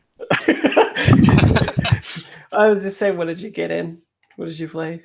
It ended up being both Kyle Thompson run the operators and then all systems nominal. Yeah, Operators was like so good. It was really fun. Yeah. Yeah. And then I was supposed to be in one with Darren, but family stuff came up. So I was very sad to miss that fail game. Leandro, what were you saying? Oh, 8. What did you play? Hold on, I need to remember. This weekend has felt like 5 years. What did I play? You're in a fugue state of role playing. It's so much roleplay. Technically, I guess 9 because I played an off Gauntlet game, so I had 3 games a day. So it is technically 9. Intense. I played Blades in the Dark. Oh no, Jay was meant to run, but River pinched it for that. And then, you know what? I give me a minute. I need to remember. Sure. It's almost like you need like a list or a spreadsheet of all of them. Yeah. Cool. I have to actually write them down because like it keeps slipping. Sure. Yeah, so I think Cool. Okay, so we get that. I think that takes you a little bit, right? Unearthing and digging and all that. And then we get the classic meanwhile. And we got the shot of I've got all these Fargo tabs open. Oops. Meanwhile, Sorsha and November are heading to Waypoint, right? Is that still the plan, y'all? Yeah. Yeah, looking for some drugs. One did virtue. Source? Oh, go on. You go. Oh, sorry. I was just going to say that along the way, Sorsha is probably asking questions the entire time of November, just like personal stuff that is potentially annoying. So I was curious how November feels about that. I was going to do the exact same. So I think maybe like first off, I offered to link arms with you on the way there. Did you accept? Sure. Okay, so yeah, so arms linked. I think maybe we trade questions. Is it an intimate moment? Oh shit. Um, But I think my questions for you aren't personal. They're like weird philosophical ones. Like we passed by a bed store, and I'm like, so do you contain knowledge of how people used to sleep back then? Like what sort of beds they had 100 years ago? Oh, of course. They were not much different than now. Most people don't sleep well or Huh. for any length of time. It's a strange requirement for some organic beings. I don't understand it. You think they'll edit it out by now? But then if it hasn't changed much, then why do you keep that information around? Is it important? Well, I think there's a lot of very specific details to each person's sleeping habits and their opinions about sleep. Those are the things I store. So you store what you consider important, and since you're made to stick around for a long time, that means whatever you consider important will be important people in the future, right? I strangely had not considered that, but yes, I suppose so. Oh wow! So how people will remember the past is dependent on you. To some degree, that makes my mission even more important. Thank you for bringing that up. Actually, I was gonna ask, were we meant to do obligations or just foregoing that for this one shot? I was gonna just forego it just because it takes a little while. But Yeah. you could always, if there's an interesting one now, you could always do it or something, like fire them off as they interest you in the fiction. That's cool too. Yeah, I kind of, if it's okay with you, Saoirse, I kind of want to toss one from the Sparrow, which was witness you be injured and assemble them back together afterwards. So in our past, you have seen that happen to me, is what you're Yeah, saying? and I help put Gotcha. you back together. So I have an obligation on you. I like the idea that that would have been maybe before we all got together and it was just the two of us. Yeah. Kind of a thing. Yeah. Awesome. All So- right, I've been annoying you with questions. Sorry, go on. No, sorry, Fraser. Because That's okay. Sorry, Is it I- an intimate moment? Yeah, I think it could be. I think we've been together for a long time, and it might be kind of an off and on thing, but yeah, why not? Cool. I Fire was it gonna off. ask. Yeah. If you're okay with that. Yeah, I'm okay with that. I was gonna ask, what sort of questions did Saoirse have been firing at November? I think they're all very related to family and stuff like that. So at this point, I probably already know like your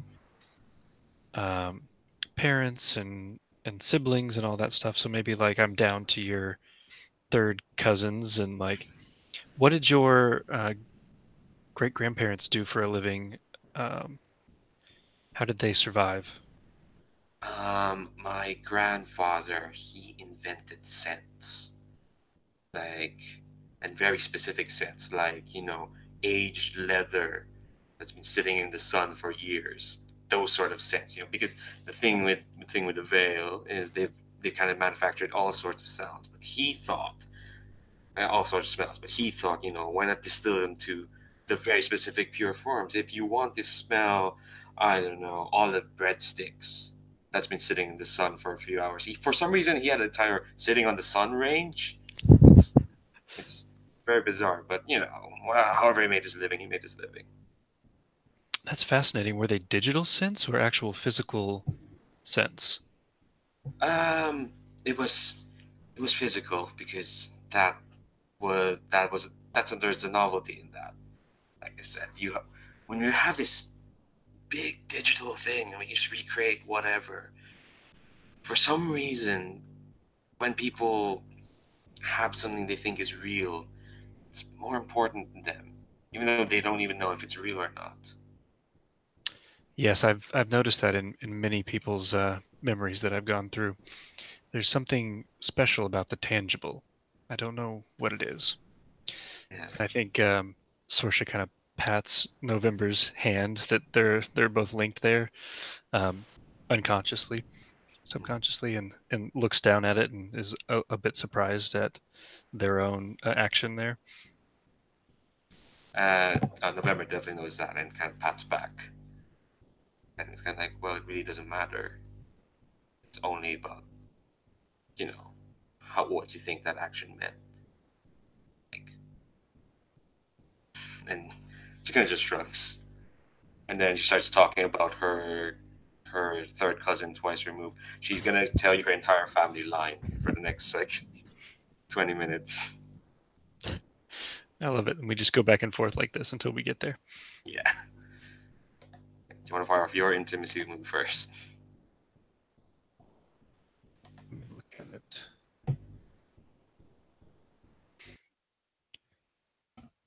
You may both lift the veil as though you had rolled 10 plus.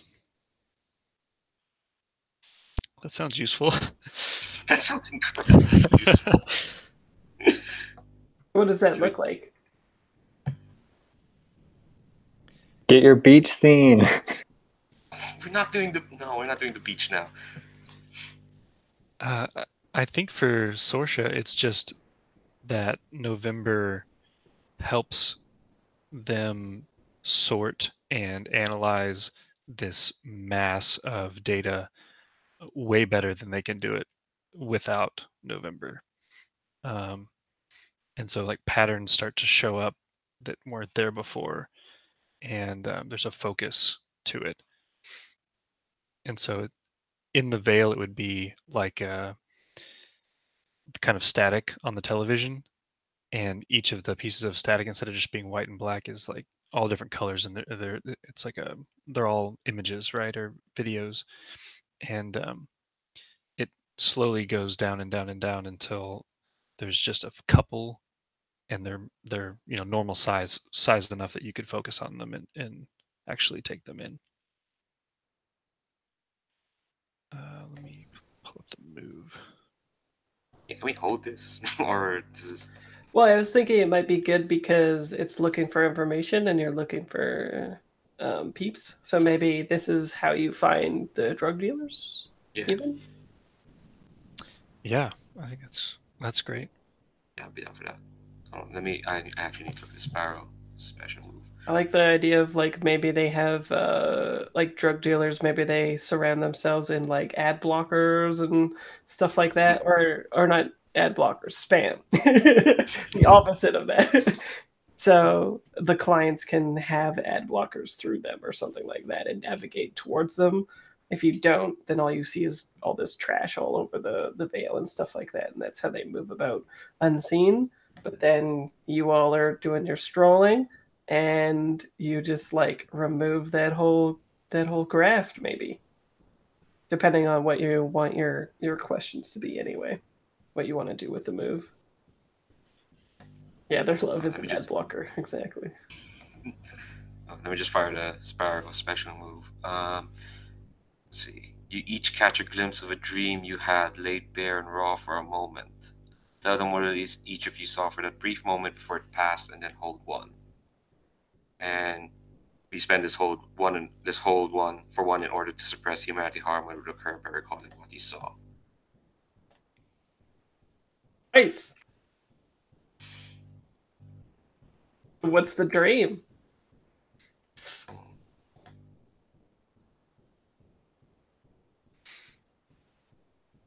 see.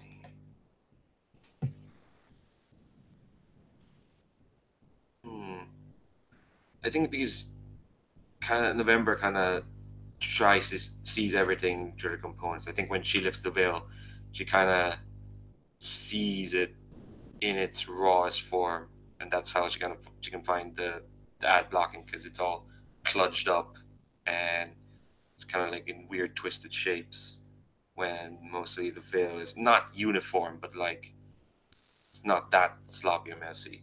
So she sees everything along the components. That's why, like, if you ask her about her family, she will go down through the entire family line, because she's breaking it all down for you.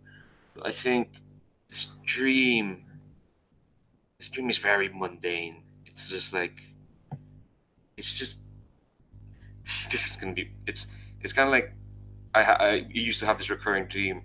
Me out of character. I used to have this recurring dream where I would buy my family McDonald's. That was just it. Like like I'd go in. I'm like, all right, I have all my orders. I buy the McDonald's. I walk out the door. Then I wake up and I think, oh my god, boring prick. You had a dream about McDonald's. No, I think November would love to have had a dream of just buying McDonald's. I mean, the fries are good shit. No, she likes those chicken selects. So. Could this also be how we got novelty cups and stuff? Yeah. Yeah, but she didn't get that herself. You asked for them. Absolutely. Yeah, every time you go to get your signature selects, you're like, there's a limited edition bowl out this time. Can you get that? I was like, Nice. What about Sorsha? What's your dream? I think in Sorsha's dream, it's kind of in an apartment, and we can see like a figure in the background. It might be November, might not, but I'm going to the mirror, and they don't have all of their like obscuring face stuff on, and you can tell because we've seen Sorsha think, and there's like this rapid eye movement thing where they recall stuff, and Sorsha goes to do that, and it doesn't work, and they realize that they're normal, like they haven't been imprinted. It's exactly what Everest Hope wanted for them. And then there's kind of a look of shock on, or Sorsha feels a bit of a shock, and then the dream ends. Cool. So for mechanic wise, if you use your imprinted move and you roll a 1 on it, usually you take this specific kind of humanity harm. You have hold now with that move, and you can spend it to not take that humanity harm as long as you remember those brief glimpses of the move of the dream. Cool. All right. And so you're looking for a drug dealer. Oh, I like this. I think who you find is this person.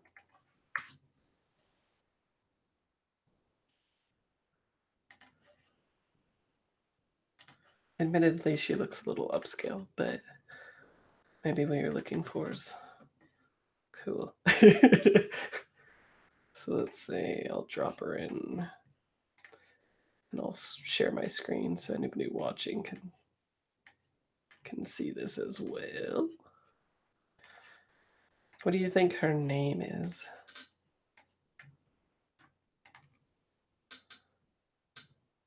How does Avalon sound? Sure. I was thinking something with an E too, actually.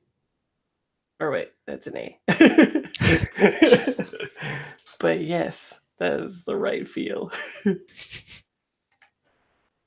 definitely not late at night. Cool. Okay, so all the ads kind of like go away, and I think you find her off the beaten path a little bit. Like instead of going into the waypoint area, you take like a turn down like an alley type place. And I think it looks like a sort of like Italian cafe where there's like the seats out front and people sip. And it seems like very chill, but weird that it would be in a back alley and all that kind of stuff. But she's sitting there and she sort of like tosses her hair a little bit and she says, "What are you looking for? If you found me, then I have a feeling you're looking for the good stuff." More like the best stuff. And so, out of character, what is it that you are hoping to find, though? I'm hoping to find the drug I mentioned, Virtue. Virtue, And right? if someone's been buying it, if they even have it. Interesting. Okay, so I think you get that out, right? Like you're saying, we're looking for the best stuff, Virtue, and then we cut to Valentine. Remember how I was holding that Miss Valentine? So I think you're on your way back from this whole situation with your friend. um, on the way back, you have to circle around the docks to maybe like meet up with them. You tell me, where are you headed? I'm headed to Waypoint. To Waypoint? Sure. Yeah. Just like catching up with them and stuff. Sure. So Yeah. the route takes you past the docks and you can see like, more ships taking off and going back in and stuff. What is the corp ship landing? What's the name of the corp ship? Like the corporation, not the actual ship, I should say. Okay, and this is not ML. This is a different corp. Yes. Um, They're like hired guns, essentially, kind of like you, except expressly just like mercs, not imprints, probably just like military with, like mean fellas. I think they're Horizon United. Okay, sounds good. Like, yeah. And you see their ship coming in, and the weird thing is, I think maybe by the docks, they have callouts, like whenever a ship is landing. It's sort of like when you order something at a restaurant, the chefs all call out the order. You know what I mean? Like everyone's working together to get it in. There's no mention of this ship at all, like that. So it's kind of like docking on the lowdown. What do you think about that? Well, that's really fishy, and I'm gonna check it out. I I think that Valentine is going to just. I think he's just gonna like go because like I'm trying to picture like what physically we need to do to bring a ship in. And I think he's going to try to like sneak into a maintenance locker and like dress as a deckhand. Okay. And like basically just like his plan is to get on the Horizon United and like as if he was like a maintenance worker to like make sure all the couplings are good and like be one of like the standard people working here and just see what is going on the ship. Okay, so I think you're diverting probably Cool. when you engage with someone in an attempt to distract, misdirect, or otherwise get someone to pay attention to somewhere else or whatever. Totally sounds accurate. Cool. How you feeling about that? Peaceful. This is him. He's doing his thing. He loves it. You're like that scoundrel life, live it lit. Well, like this is like in my head, it's like this is just part of his day. Like his daily job is like pretending to be other people to just get close to people. He's not good at doing any of the other little things. Like if he's caught, like he's totally screwed. But he's used to it. Okay, cool. Yeah, so I think it'd be divert unless you have a playbook move that you think would apply better. The only playbook move that I have is one I wish that I had triggered way earlier, which is my imprinted move, which is the art of the pursuit, which does literally what we're trying to do.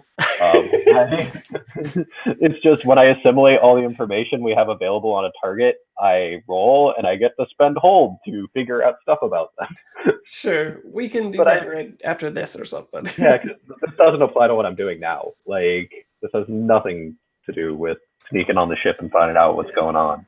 Well, that's also my bad. I should have looked out for that. So since I gave all of you imprinted moves that I thought would be pertinent for this. So make results. Pick two. Let me get so many sheets.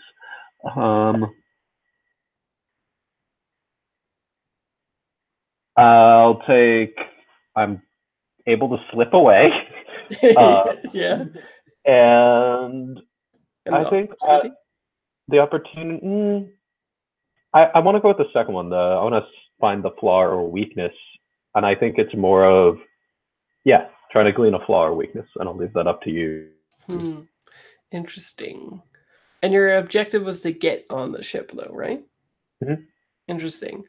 Okay, so let's say we get this funny shot of like the ship lands. These like clearly corp military folks, like black armor. I'm thinking like Mass Effect, basically, right? They have that armor on, and they're all like they congregate for a few seconds, and then they start heading out.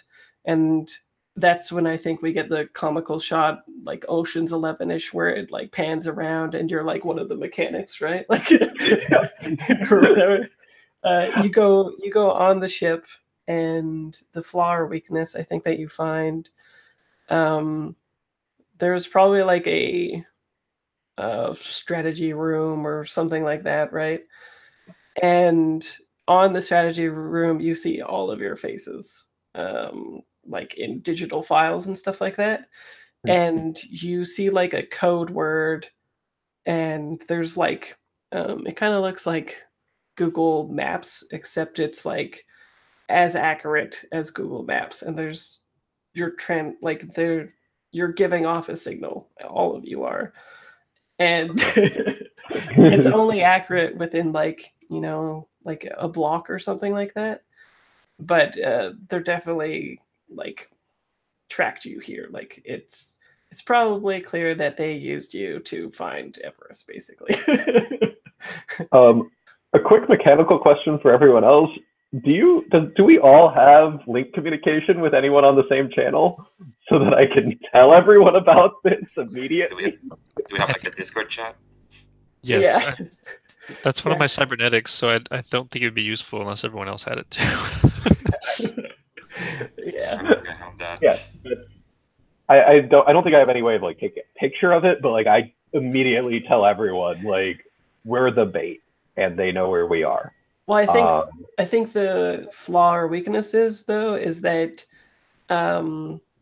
maybe you get a thing that is able to deactivate that, right? Then I'll also mention that to everyone, but I'm not going to turn it off because it's going to be clearly more useful for us to have that in our back pocket when we need it. So yeah. Okay, sounds good. And then we do a jump cut to I think I'll linger on November and Sorsha just for a little bit, and then I'll come to you, Darren. So then we cut back to you asking for virtue, and she said she kind of like arches her eyebrow and says, "That is a little bit more than what people ask for around here. Are you feeling glum, sailor?" More like we want to know who else is glum like us.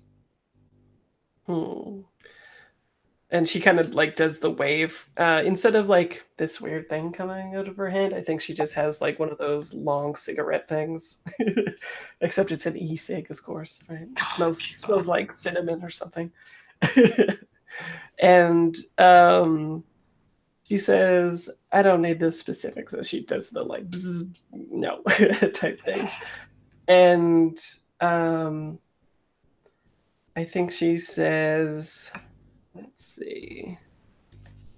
Is it interesting to make this a mechanical thing? I don't think so. We'll just say that she does have it, and she probably wants like something crazy, like 4 creds or something for it, when it should be like 1 or something, right? And she's like, "You pay me not to speak, not for the actual drug." The implication that she'll also maybe tell us who else has bought it recently, or is that a different ask? That would be extra. Did you want to do a move while you're doing the exchange? Yes. I'm gonna. The move I'm gonna take is. Well, I just want to probe them. Just want to probe them, just to be sure. I need to. Sure. It could be probe or sway, maybe. I think I'm gonna try and sway. Okay. Just to be like, to maybe bump down. I mean, what am I swaying for? Because she's already just asking for money. I don't think we have that money. But yeah, I think I'm gonna insinuate that she keep it quiet as well. So is it ultimatum? Is it gone to ultimatum? Has it gone to... Like, is this a you're gonna do what I say or I do X? No.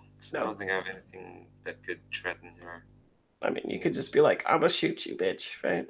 I could. I have a gun that shoots black holes. No, I don't. That's a different universe. Well, I was like, "Oh, I went a little crazy with the gear this time." No, I think it's just sway. When you want to get an NPC to do something you want, and their motivations don't line up with yours. Sure. So let's see how that goes. How are you feeling? Ooh, how am I feeling? I'm feeling kind. You know what? I had an entire walk with Saoirse, so I'm feeling kind of peaceful. Probably not the feeling you should have when you're dealing with a drug dealer, but I'm in a good mood. And okay, so. Wow, that's pretty. Okay, so I guess she does that. What is it you think that you offer? How do you get her to your side? think maybe it's a favor. We're bounty hunters. Well, we all kind of. Well, since it's a one shot, I'll give you the 12 plus result, which is just like you get the thing. Yeah. So I think I kind of offered like it'd be good to know us. You know, we know stuff. We're Imprints. We do. Gotcha. Sure. So I think instead she does the arch eyebrow thing again, right? Her kind of staple, and then I think she gives you what would be funny. I think she gives you a poker chip, and that has her like info on it, right? Ah, crap! It's another Cowboy Bebop room. Apparently, all of it. Yeah, it was on purpose. Yeah, I was like, "What will be cool?" And I just apparently, yeah, do Cowboy Bebop references every day. So she gives you that. You get the drug, and I think it, just like you suspected, it is a thing that could be inserted in the device that you created, right? Like already made. That's how it comes, at least on the streets. It does. Cool. And then we will cut to Chana in the library. What are you up to? I guess you get the message that it's like, hey, we're all being tracked. Haha. Yeah, let's see. We have dead associates. I know some history about Everest, and then there's our competition apparently.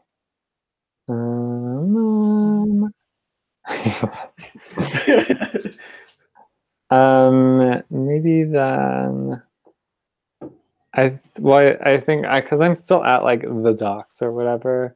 Sure. That like area, I guess, that district or whatever. We can cut to you wherever you want to be. I think enough time that has elapsed that it could just be I like can be anywhere. sure, within reason. Interesting. I think no, I want to still be at the docks or whatever, because I mean, I think that would have been a long time researching. So just getting the message from Valentine, I think I'm gonna go try and also get on the ship. Okay. Presuming that Valentine is still there, I'm up for ship hijinks. Oh, okay. So we'll have that scene, I guess. Yeah, I mean, maybe this time I do knock out somebody and steal their appearance. It's such a high utility move. Like I'm always rolling it. Or do you want me to roll that? Nah, I think it's fine. Okay. Yeah. Let's see. Are you doing maintenance-y things, Valentine? I would say that, yeah, I'm totally doing maintenance, which is like I probably have a spanner that I'm holding while like looking at wiring and like saying technical words that mean nothing. I think I probably walk by you. Like you see someone walk by with purpose, and then like I stop and I come back because I realize it's you. I'm thinking You're about to like knock them out. Oh, that's you. Oh yeah, totally. I think that maybe there's this obligation that I reflected somebody and help them understand themselves. So maybe there's like a half change where you see your own face. Like I'm gonna put your face on for a second so you realize it's me. Got it. So we don't have to like say anything or whatever. Can it also be like in an amusing moment where it's like the two of us are trying to we're about to knock each other out, and you kind of like see that look on our faces, and then you do the face thing. Yeah, no, that's perfect. Yeah, I come back to you and you're like about to smack me with the spanner, and then you see me like get ready, and then I then the faces, and oh my god, that's great. Valentine, what are you doing? What's going on here? We have to we can't drag them to Everest. Well, yeah, but we could turn it off when we need to. So we can't turn it off now because they'll know. Unless we find out how they're tracking us. Do you know how they're tracking us? Oh, I don't know. I glass. Like, what are you even? Jonah, what are you even doing here? I was about to meet up with everyone else. Oh, wait, do we not need to do this? Okay, well, never mind. Let's retcon this. Let's get out of here. Well, if you want I don't know about to, that empty ship scene if we don't need Oh, I thought it was yeah, I don't know. Let's see. If they're at the waypoint getting drugs. What else do we need to do? well, you I don't could know. be. Are you like sabotaging the ship or something? Or Well, no, I don't think so. I mean, if it's handled, if Valentine handles it, I think I missed something. I think something happened in the fiction I missed. So if it's handled, I don't need to. I don't want to drag a scene out there. I'm fine with that. I don't.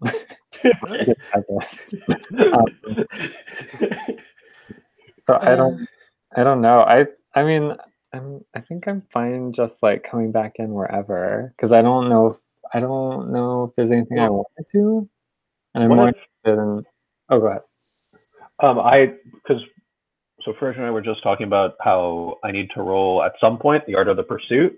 So why don't I roll that as I'm leaving now, and then I find you, and that kind of will pull you in. Yeah, sure. Perfect. Yeah, I think I'm most interested in just meeting up with people at this point. So yeah, that's cool. Yeah.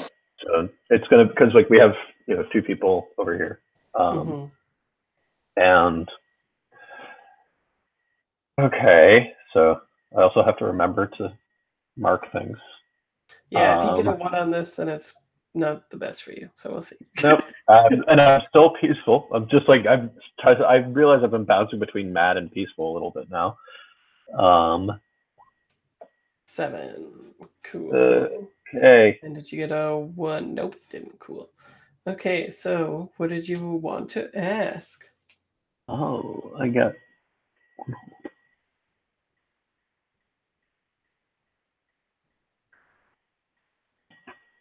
Well, I think it's the easiest one. I want to discover their position or a weakness in their life and to exploit in order to do so. Cool. Okay. Yeah. So I think, how? Well, I'll give you the information. I'll ask you how you figured it out, maybe.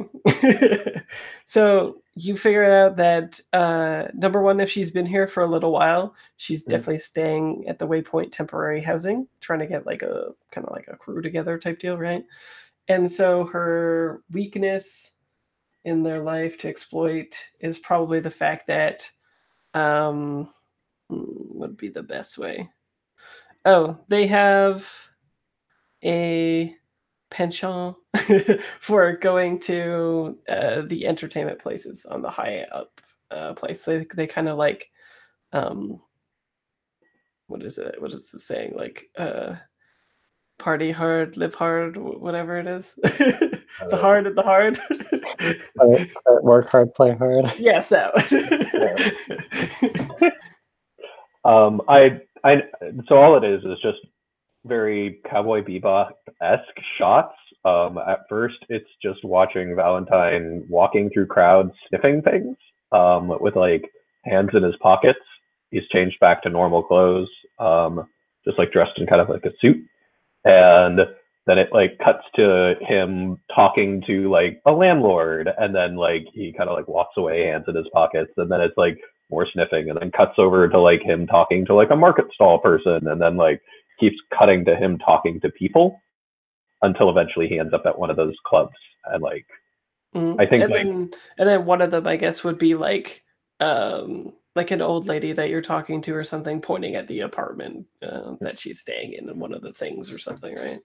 Yeah. And I also feel like what would be really cool is like during this montage at some point Chana just shows up and is just like there, and there's like a couple like moments where it's like I'm trying to think of like what the two of them would end up doing that has nothing to do with this, but like while we're walking through the market, it's like as I'm sniffing, like I don't know what Chana would want to be doing, but we're probably getting like snacks. I think Chana's making you try everything. Like we're passing probably a lot of food stalls and stuff, and I especially like it with the sensory thing where you're smelling things like that. I think like maybe you're talking to the like ramen stand owner, and I'm like holding a noodle up to be like, Valentine, you need to try this. We pass like there's like dumplings and like potatoes on a stick or whatever. You know, it's just like a carnival food, and I know what you're doing, so I'm letting you do it. It's the comedy break for Chana. So there's the food. You see Chana like shifting into like people. Maybe there's like a really sweet scene where I'm like playing soccer with some kids like down an alleyway. Maybe be like, Chana. Yeah. It's like one of those where it's like you see as like he's done, Valentine finishes talking to someone and starts walking away. It's like Chana's like playing soccer and like that's awesome. A good innocent moment. Yeah. Cool. And then do we want to put you all together going to the entertainment place then? Or what do people feel like? Yeah. Make us play the game together. Well, no, that's fine. Is there other stuff that Sorcha and November wanted to do or anything? It I feel looked like November. we can meet up since we've been chatting over the comms. Like, we can meet up with the rest of the gang. Here's a question, November. Do you take a bump or what? Or a hit or whatever? Do you use the drug? No. Okay. Because like I'm feeling fine. I don't need this to feel, you know. Okay, sure, sounds good. Okay, so everyone's okay with going to the Waypoint Entertainment Place? Cool. Let's see. So I want to know, what do we see here that makes it clear that the corp hasn't got much pull here? It's kind of like scoundrelly, you know, like controlled instead of the corp. And what exotic or odd futuristic goods are also being peddled here as you make your way to this place?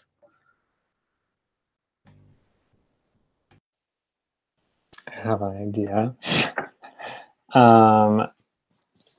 I think we know that the corps aren't in control here because if there was like a major blowout between two corporations, maybe there's like corporations at this time are like very vertical and horizontally integrated. So manufactured life, I suppose, does all these things with imprints, but they also probably make like ovens and cell phones and cars. They're like the Samsung of Cowboy Bebop. And I think that what we see here is like there's like hardly any manufactured light things, appliances, electronics, or they're really old if they are manufactured light. So it's like a lot of like scavenging, and a lot of people have like built this with like old tech and like tech that's been like retrofitted or whatever or future fitted or whichever way it works in time and technology. Yeah. And I think what we're seeing that's also being peddled here that's interesting. I'm going to take a page out of Cyberpunk 2020 and say that there's like pets for sale because like wildlife isn't like a thing anymore. And of course, like on an asteroid, there is no wildlife. So, but it's like these, I don't think they have like the perfect genetic breeds, like cloned breeds or anything. So they're like cybernetic cats. You can get like a little robot cat or a little robot dog, but they're like good AIs. Somehow they get AIs off the black market or something maybe. Or it's like a petting zoo of cybernetic cats. There's a cybernetic cat cafe corner. You can go and cybernetic cat. Love it. Sweet. What else do people think? I think there's AI cores for sale, which are like extremely expensive. And the way I'm picturing them right now is they're kind of like a glow stick with a bead in the middle, and that's like the core. Like the glow stick is like the way you keep it. Not like a cylinder of like a very slim like piece of plastic. And there's like, I think there's like there's a vending machine of them. Yeah, capitalism. I think going with the asteroid theme, we've got like the kids that are kicking around the balls. All the like balls are these like star-looking things that emit UV light, so that people can get like vitamins and stuff that they would need from a sun type um, celestial body, and like all of the toys and things that the kids play with emit this eerie glow that probably looks really cool, but is also super strange and unnatural. Cool. I think for the rest of the asteroid, there's this sort of okay. I'm basically well, Darren's here, so I can just say I'm basically lifting the idea I mentioned it yesterday's video session. But I think for like, I think ad companies can purchase like specific areas that they can filter in their ads through the veil. And I think when they get closer and closer to the entertainment district, you see that the filter kind of fades away because either A, they couldn't so they somehow they can afford it, or someone's disabled it, or it's just not a thing the locals want. So, so I think there's definitely a different sort of feeling that you don't see because if you go to another place in asteroid, it's kind of like the same ads in the same areas. It's almost like you can't carve out the asteroid in a map. Like, all right, this place has all the Coca-Cola ads are here. This place has all the so no Pizza Hut ads. That those are still a thing apparently, but here in this entertainment place, it's just ads for local places. And they usually stick to their spots as well. Cool. So I think, for the interest of time, anyway, I think what we'll say is that you get up to this place. Oh, and just for fun, we'll say that the actual nightclub place is called Tech Noir because every single cyberpunk thing has to have a reference to it apparently these days. And it's got the Tech Noir, right? And I think as you come up, there is somebody there who is like configuring the veil to your tastes. And let's say that they look like, let me see. Oh, they look like the bad guy in Jupiter Ascending for sure.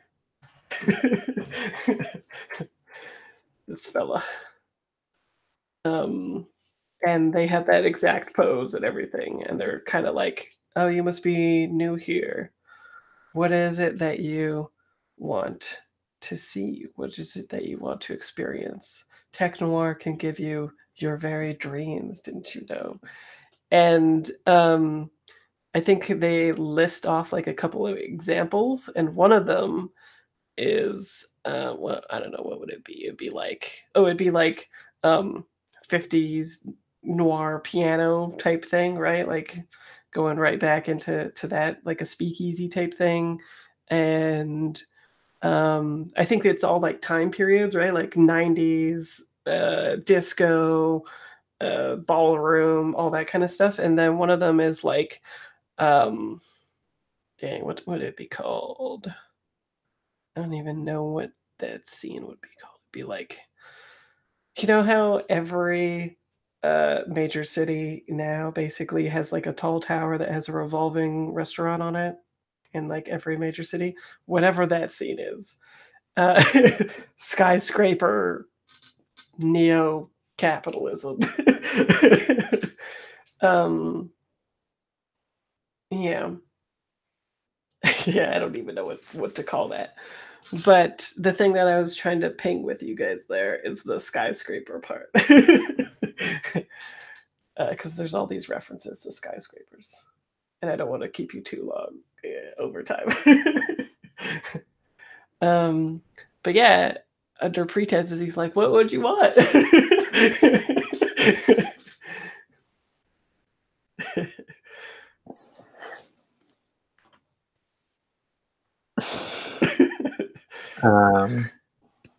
I don't know. If we're looking for a skyscraper, it's probably best for November to answer. That's true. Ooh, maybe as he says them too, it looks like that behind him too. So then that way, that scene that we saw previously with like the skyscraper and Everest falling and stuff like that is there for a second. So that it's the fiction calling it out and not me. So what is it that November says then? I think when that scrolls through, Jen, she just very like loudly, back, back. There. That exact experience. And I think he is like, or they, I guess, because it's pretty androgynous from what I recall. Say eclectic taste, and they kind of like do a wave with their hands and they completely disappear, right? Because it was just a construct, whoa, in the veil. And then it just looks like exactly like all those restaurants. So that like when you enter, there's like the elevators on the side, you go straight and it's just like a circular dining area, and one section of the circle is like the kitchens and all that kind of stuff, whereas everything else is sort of splayed out. And of course the most coveted tables are the ones by the windows, and they probably have the glass bottom, of course, looking down on the city. And that's when we get the shot of it like, oh, it's Neo New York or whatever, right? Like, oh, it's everywhere, it's splayed out, it's the sprawl, oh, that kind of stuff. I probably could have delivered that a little better, but yeah. Cyberpunk. And directly in front of you, I think, is I think it's Everest, but the what is it? Like the cloak, the cowl type outfit that they're wearing is tailored into like a really classy dress, like probably like, yeah, like all the way down to their actual feet even type thing. Like it's a look. And it is still glowing yellow on the fringes and all the sides. It's very Tron, and or the second Tron anyway. And I think they look at you impassively and start walking towards you. What do people think, feel, do?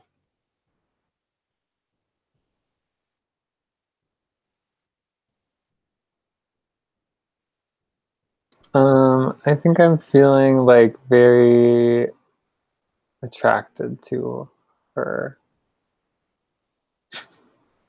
I muted myself. It's the first time I've started talking and then muted myself.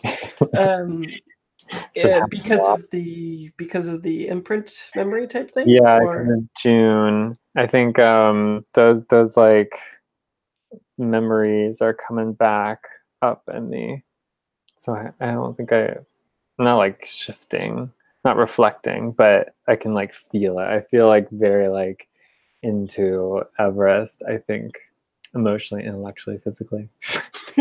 Sure, I like that. Are you trying to trigger a move with that? Oh, I don't know. Okay. I don't think I am. Oh, you know what? Actually, you know what? Let me take this as one move. When I lift the veil to recall something your imprint may have been privy to in their past memories, you take +1 forward. Okay, cool. Right. Yeah, that sounds like that sounds like what's happening in the fiction right now. So yeah, and I think that's a good way to like mechanize it too. So let me take +1 forward and roll. What is being attracted to somebody on the wheel? yeah, it's pretty subjective. Yeah. Because you could definitely be angry attracted too. So Yeah. Oh, I wonder if I am too because I'm an ex. This is an ex lover. Oh, no, I think it's probably sad because I don't want that to be bad terms. sure. Inferior, inadequate, guilty, lonely. Yeah. Oof. There it is. Am I sad? And I think that I want sad to be a negative one so I can do interesting rolls. Sure. When I have +1, so I'll add a +1 to whatever this roll is. An 8. And 9. Cool. That doesn't matter. Yeah, When I am I was doing gonna say this review? somebody could help, but I don't know. If someone gives me good fiction for it, that could help. I don't know if it would line up with this, but I think Sorsha wants to kind of walk forward and hug Everest. Oh. And So that is could that be a separate helping? thing. It could be if it kind of disarms the situation a little bit, makes it easier. Well, I even think it might even be bringing up that feeling even more, perhaps. Yeah, I think because you said it was a relative of Everest whose memories you have, right? Yeah. Yeah, maybe even if I can't pinpoint it, there's probably some emotional thing that's referential there between seeing Everest and, or was it her mother? Right? Did you name the relative? I can't remember which relative. I think they were siblings. Oh, siblings. Okay. I mean, either way, yeah, just seeing that like familial, like love and embrace. If we want to get the bonus. Yeah, makes sense. So a 10. I have to ask something, don't I?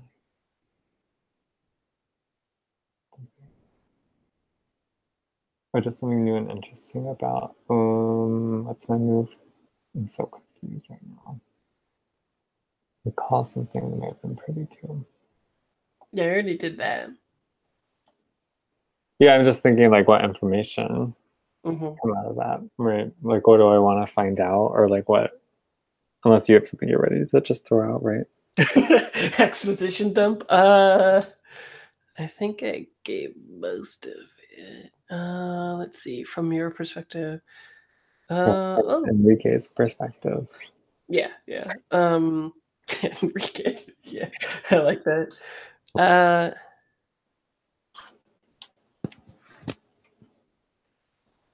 oh, I like this. Okay, maybe you get that flash. Maybe in the past, you see Everest kind of looking like this as well, and maybe you were like talking to them through the veil or something at that time, and when you turn in the like you're in an apartment building in a bedroom or something like that when you're talking to them, and when you turn, someone's at the door and they have the same armor as the bad guys and they shoot you. Does that sound good? Yeah, I can't believe Enrique's dead. Plot twist. Yeah, honestly, I need to roll inner conflict. Okay, sure. That's good. Cool. Are you trying to trigger a move, Sorsha?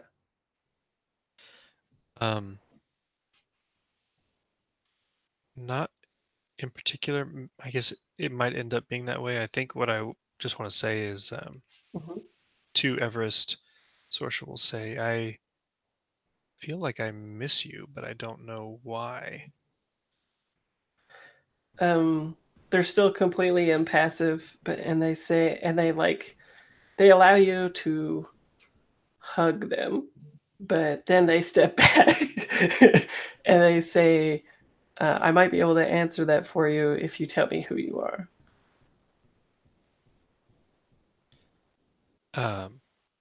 I'm Sorsha.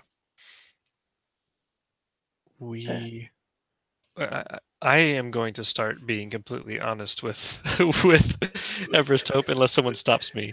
So I will say we were hired to find you and bring you in, but I'm not sure that's the right move. And why do you feel that way?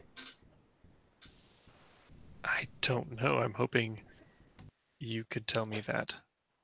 I'm not used to being in this position. Yeah. Let's see. I wonder if that's a roll. Yeah, I was trying to. It might not be though. She wants more information from you why you feel that way, and then she would tell you. But I'm not sure we need to mechanize that. I think when Saoirse says that, you know, they don't know why, I think November kind of gives a very loud sigh in the background, and she's as it November's feeling for some reason weirdly annoyed at Everest, and I think she just says, "Our imprints have been singing for you," and ultimately, I don't think it was for any grand purpose. I think we just happened to have contained memories that relate to you. Just a quirk of probability that we're here.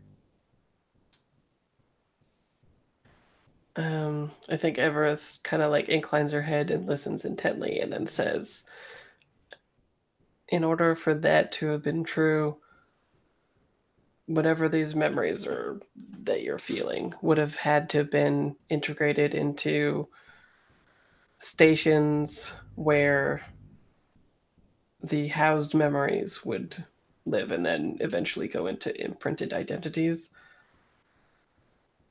I find it unlikely that corporations would use these memories to make you imprints. I think something else might be going on here.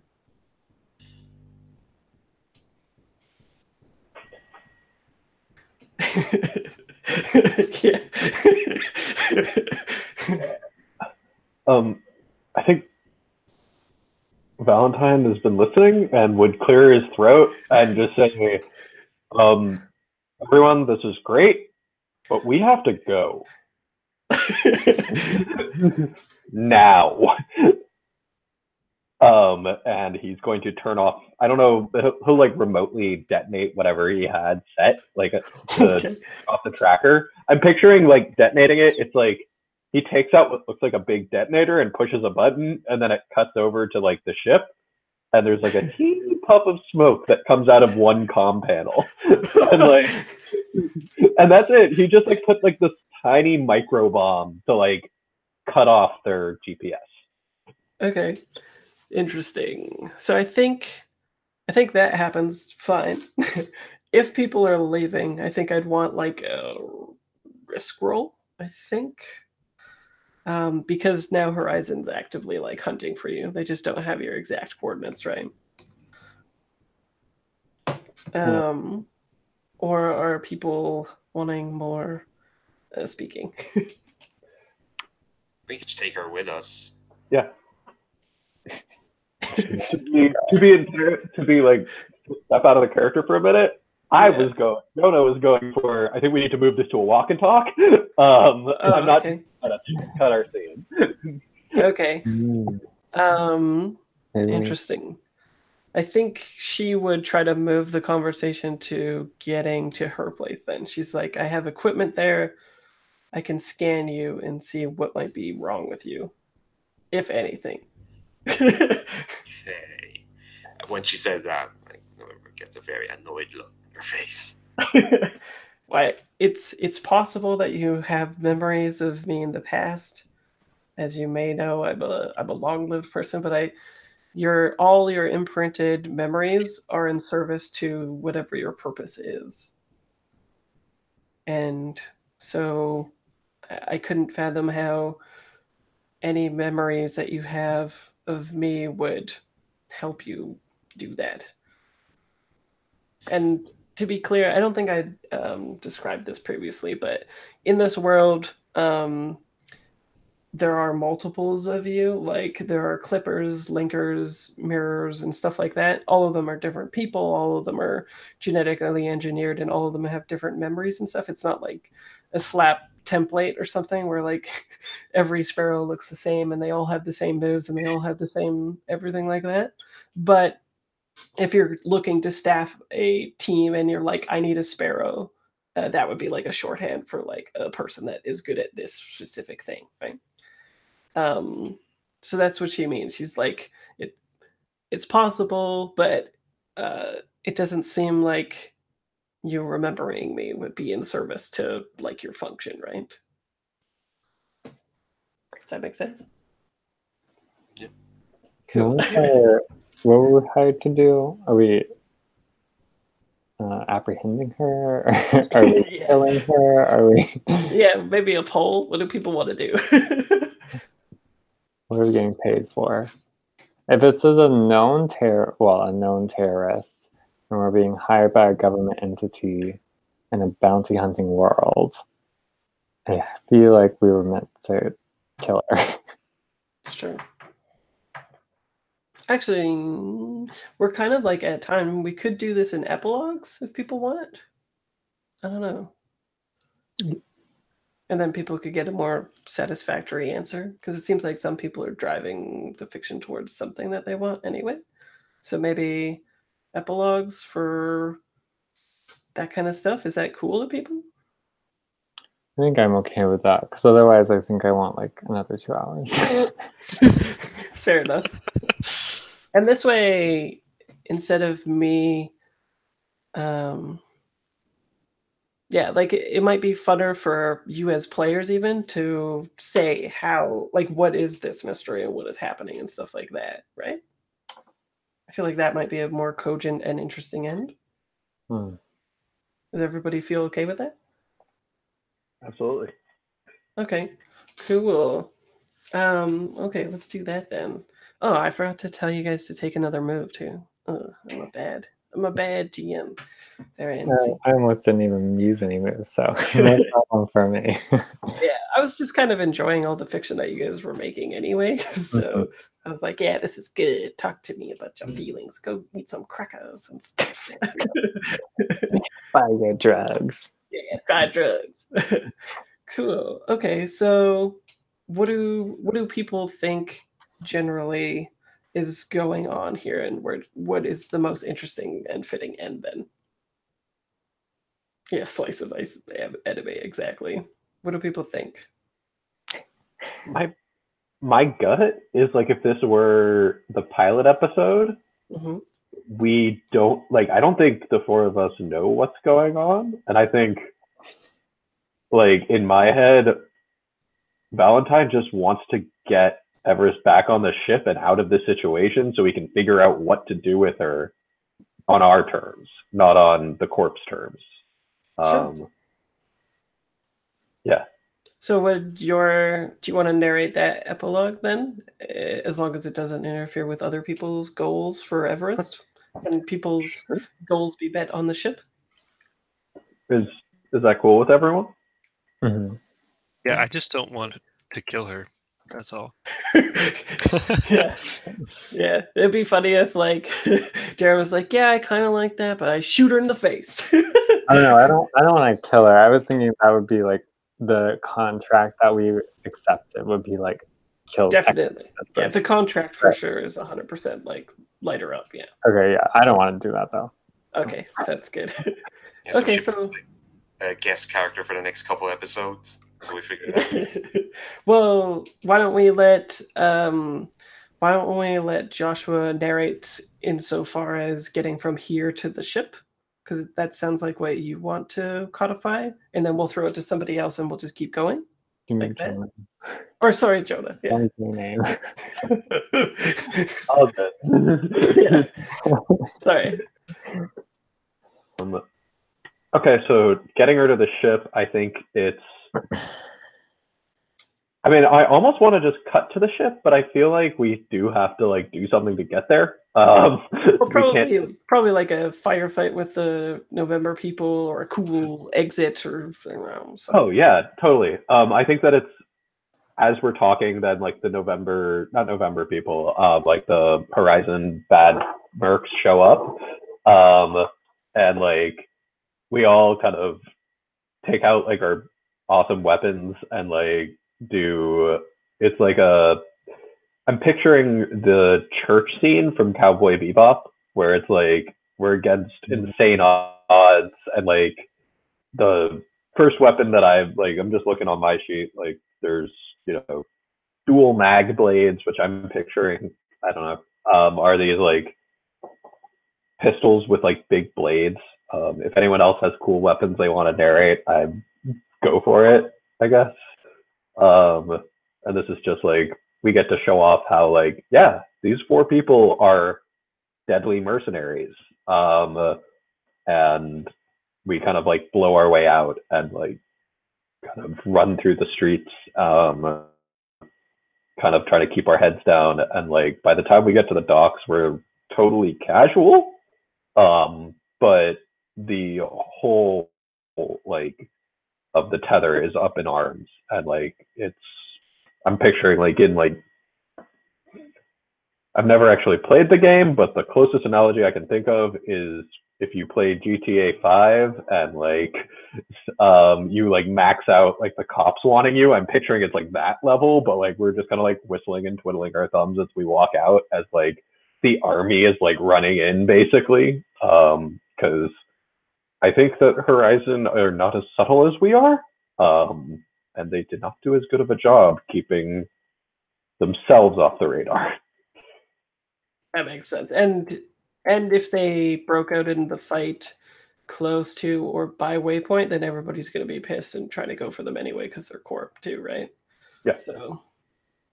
And yeah. Cool. What about? Does somebody else have an idea for one? I don't know if I have like a full solid arc of an idea, because I'm also okay with leaving the big mystery a big mystery, because also I have no idea what could be going on. All I know is I think that Chana is just like absolutely, or has absolutely internalized these feelings from her ex-lover. And I think that Chana's just in love with Everest. So maybe like in the long run of this, while Everest is on her ship and we're gallivanting through space trying to solve this identity crisis, I think that I'm just like trying to woo her and like be the Enrique that was killed forever ago, and probably exploring that mystery. Oh, I like that.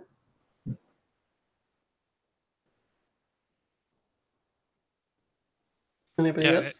I like the idea of these personal mysteries. I think Sorsha's really interested in